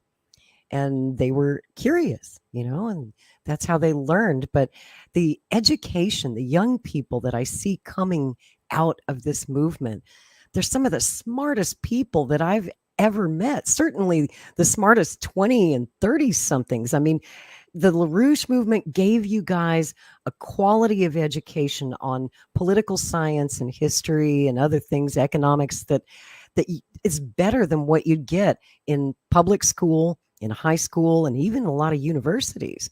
You're honestly some of the smartest and most aware and awake people that I know, young people. That gives me so much hope for the future at a time when it's hard to find hope for the future. I see so many confused and sad and mentally ill young people out there who have just, been brainwashed and medicated and driven to mental illness. And I look at you guys and I see that you've got all your marbles. You know what's going on. Most of all, you know what needs to be done to fix it, and you're doing it. So that inspires me. And that's one thing I just love about your movement. Keep working with the young people. You guys are our future, and old folks like us, We're counting on you, you know? Well, you look great, Lori. Aw. Thanks. Rick, you too. I couldn't Does tell. he? Oh, well, thank you. I can't, really, honestly, you keep calling yourselves old farts, but I can't. That's how we feel sometimes. I think, Yeah. we only feel old because we remember the before times. You know? I miss the Every before times. time somebody says that, it just makes me feel so sad. Mm. The before times. Yeah. The before I remember times. those wonderful years after the Cold War ended, where there was so much hope for a peaceful world after my whole youth was spent growing up in fear of nuclear war. And I hoped that we would never have to feel that way again, and that future generations wouldn't grow up with that fear that Rick and I had our whole lives. And here we are back again, repeating the same old stupid. Yeah. Only worse. Only worse. That's right. That's right. I'm going to tell you a personal story before we go, because it relates to this conversation. As you guys know, I've known Robert F. Kennedy Jr. for 16 years. Back in 2007, I had an interesting discussion with him. Bit of a debate, a little bit of a disagreement. He was saying in his speeches as he traveled around the country, and I kind of gently called him on it one night.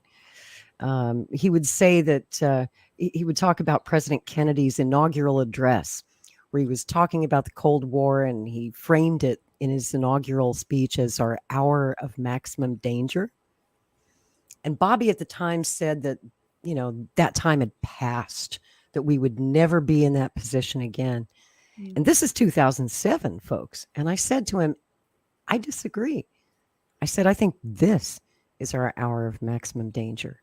And he probably thought I was nuts to say that at the time, because there was a time of relative peace, although we were at war in Iraq and Afghanistan at the time. He didn't see that as a nuclear threat, and that was correct. But now look at us. If this isn't our hour of maximum danger, I don't know what is. Yeah. Like Rick said earlier, this is far more dangerous than the Cuban Missile Crisis. And I don't think most people realize it. I completely agree. I think Bobby gets that now. He gets it now. Yeah. He totally gets that now. Just took him a while. It's a process for all of us, isn't it? Waking up. And it's important that you educate yourself. And it's important that you read history, study history, because there's a historical precedent for everything that happens in this world, damn near everything. You can consult your history books to find a roadmap, guideposts. How did they handle this then? What's the way out? What's the best road to peace? You know what they say, those who don't know their history are doomed to repeat it. And unfortunately, our education system sucks so bad that most people don't know their history. So what are we doing? We're repeating it. And we're repeating the darkest chapters of our history as we see anti-Semitism on the rise. We see fascism on the rise. We see bigotry, hatred, and violence on the rise, crime on the rise, censorship on the rise. Need I go on? These are things that education can fix. And if the schools aren't going to educate your kids or your grandkids, it's your job to make sure they get a good education. And you're never too old to learn. I'm an old person, but I still read books every day. Every day. You never stop learning. If you stop learning, that's when you die. So keep your mind sharp. Keep studying, keep learning, and keep fighting. As I say, keep fighting for peace, because it is a struggle. Peace doesn't just happen. It can only happen if we fight for it. Yeah. And we have a formidable opponent, a formidable enemy that is running our countries, both of our countries, and running all the Western European countries. We can take our countries back, I believe, peacefully, without arms, without terrorism, without revolution. I still believe that it can be done through education, through activism, and yes, voting. Voting, I think, still matters. At least we have to try, right? We have to try. And that's the whole point of what you're doing this weekend, is you're not going to let them demoralize us into doing nothing, right? Because that's what they want. They want us to be too afraid to leave the house, too afraid to go participate in a protest, too afraid to speak out because we might get censored, too afraid to speak the truth because we might get demonetized, right? They got all these ways to get us to self-censor. Yep. You know, and like Rick said earlier, when we come back to YouTube, whenever our ban period is up, we're going to have to now self-censor even more than we already were, because we don't want to get banned again, right? And that's the mind fuck. That's what they're doing to us, folks. They're making us shut up about certain subjects, because if we do, that's the end of our channel. And so the government doesn't have to censor you if you're censoring yourself, right? Yeah. See how this works? See how this works? And I hope they don't censor you Sunday at your rally. I hope they keep the parks open and that all goes well and peacefully and successfully. I really, really want this to be huge, and I want the very best for you and everyone in your movement. You're great people. Everyone I've met in the LaRouche movement is a quality human being, every last one. Thank you. So thank you. And you are especially sweet, Anastasia. I think the world of you. So thank you for joining us tonight on Thank you so Maverick much, News. Lori. Thank you. And Thank you, Rick. it's great for Diane to stop by. I know Scott wanted to be here, but breaking news prevented that. So he'll be back with us next week. And I wish I could be there. I'll definitely be watching. Once again, folks, if you'd like to support this rally, you can go to humanityforpeace.net. You can make a donation. You can watch the rally. Send that website to your friends if they're anywhere near New York City. Help us get the word out. It's so vitally important, because I'm afraid the clock is ticking close to midnight. Thank you, Anastasia. Thank you so much. Have fun, guys. Yeah. See you on the weekend. See you online. And we'll see you again back on the show soon. Yeah, absolutely. Thanks for joining us. Yeah, she's fantastic. Isn't she great? I knew you'd love her. I just knew you'd love her, Rick. Yeah. They're all really good people, you know. It doesn't matter what our political disagreements might be. I know that we disagree with the LaRouche people on some economic stuff, and like when we have our friend Caleb Maupin and the communists come on the show, and we don't have to agree with you on that. But when it comes to working for peace, we're all on the same page here. We're all humans. And absolutely. I just, I don't see anybody else actually doing something about it. If Republicans did something about it, I'd like to see more conservatives and Republicans getting out in the streets and raising hell. But they're not. Yeah. If they do, we will support them and we will have them on this program. If Democrats, liberals, libertarians, socialists, whoever wants to do something good for the human race to stop a war, you are welcome here on Maverick News. I don't care what your damn politics are. We are all brothers and sisters in the human race. We all bleed red, and we all die if there's a nuclear war. So politics really just doesn't matter to me that much. Think about your sons and your daughters and your grandkids and future generations. That's right. Yeah. That's right. We only get one shot at this, folks. One shot. Once the first nuke flies, there's no turning back. Yeah. You can't undo it. And with that, there's a happy note to end the show on. Yes, that's right. Oh man, have you got a good joke lined up or something we can? You know what? I do have something. Good. I was hoping. Just to raise the spirits here, just give me a Yes. moment, Thank and you, I'll Rick. bring it on. I'll bring it up here. We can't just leave the show on that note. That's right. Christ almighty. No. I've got just the knew you would. medicine. I I knew do. you would. You've always got something up your sleeve. Here we go. All right. Hang on. It's just taking me a moment just to get the link. I should have had it queued up in advance. See, I forgot to bring a joke today or one of those funny remix videos I like to bring you, but I know you've got something. Oh, no, we already did that one. Okay. Make them laugh, make them laugh. Got to make them laugh before we go. The best way to heal the world, I believe, is through laughter. I think it's the most powerful weapon of all. Okay. Here we go. So this is the third in our trilogy. Oh, I have to get rid of this here. Hang on. Let me get rid of that. There we go. Can I bring that up? And Put my here we glasses go. on so I can see what you got. I'm All blind right. about these. This is our good friend, talented musician. This is very Canadian. I'm sorry, Americans, my U.S. friends. This is Kevin Westfall. He's becoming a regular here on the program. Great musician, very Canadian, sort of a modern day contemporary Stompin' Tom Connors. I don't know if you understand who that is, but I do. That's what he is. Okay. And I love Kevin, and I've just fallen in love with his music and with him. And here he is in Elmira, Ontario, singing the Canuck with his band. All right, country music. That's what I'm talking about.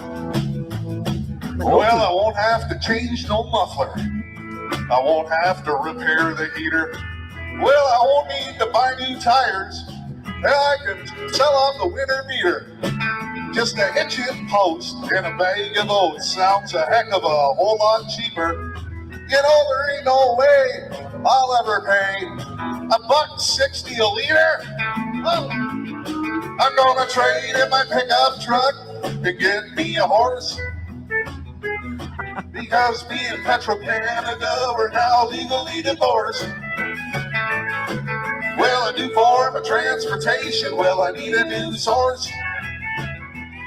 I'm gonna trade in my pickup truck and get me a horse. Play it again, boys.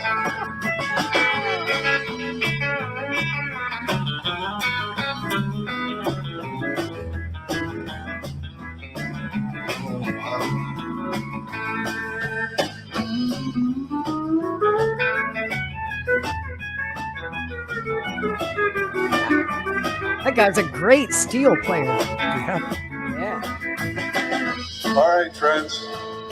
Like I said, the summer of 2000, gas went from 50 to 79. How many people here think it's going to get cheaper? Here's my advice. Get a horse. Well, she might take a little more time, and she may take a whole lot longer. Well, to get around town, she's fine. Well, my cash flow's a whole lot stronger. Just a bale of hay and I'm on my way. That's all I have to feed her. Because there ain't no way I'll ever pay $1.70 a liter. Help me out. I'm gonna trade in my pickup truck to get me a horse. Because me and Petro-Canada are now legally divorced. Well, a new form of transportation, well, I need a new source. I'm gonna trade in my pickup truck to get me a horse. I'm gonna trade in my pickup truck to get me a horse. One more. I'm gonna trade in my pickup truck to get me a horse.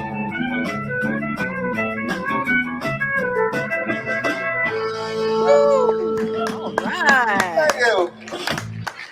What a band. Great band. I love that. Gas Rick. song. The gas song. That's great stuff. Kevin Westfall, the Canuck. There you go. He Very just made a new Canadian. fan out of me. I love it. good $1.70 stuff. a liter. Well, we're paying that now. Thank you, Justin Trudeau, and the carbon tax. What is that in US dollars? Oh my gosh. Well, let's just do the conversion, shall we? I paid $3.20 at the pump last night. USD. Oh my goodness. It's difficult to do that conversion. I think you're looking at probably, what does that work out? 6 something a gallon? What? Probably. Oh Lord. Oh Lord. What? $6 USD? Well, calculator oh, here. Jeez. Huh. Wow. That can't be right. Is that right? 3.78. So $1.70 times 3.78. Oh, $6.43 a gallon. That is painful. So, are Tell anybody me about regretting it. buying a big ass truck? If you drive a big ass gas guzzling truck, that's my God. Can you believe that? Oh, just to fill up your tank is a few $100 there. Yeah. When I was a kid, gasoline was still sold by the gallon in Canada, and it was about 70 cents a gallon. Mm-hmm. Today, $6.43. Hey, you ain't going nowhere, son. Well, that's why they want you to get those electric cars. Yeah. Right? That seems to be the plan Mhm. on the government side anyway. Yeah. We'll see yeah. what happens. But that was the gas song. Thank you, Kevin Westfall again and band. They're fantastic. I just love those guys. Those guys are hot. Those are great pickers. Really amazing band.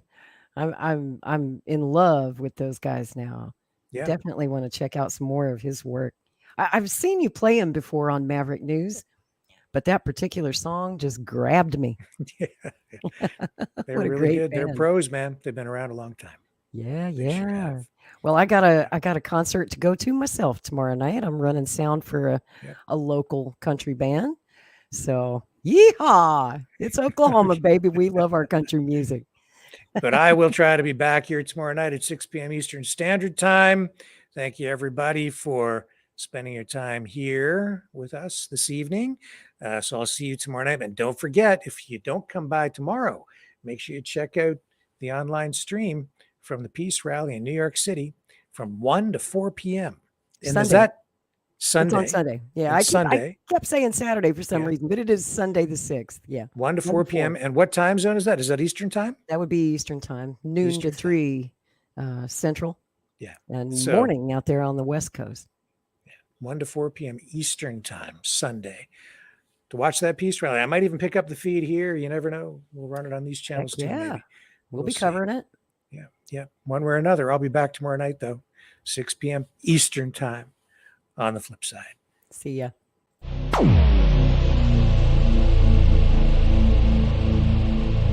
This has been a Maverick Multimedia production.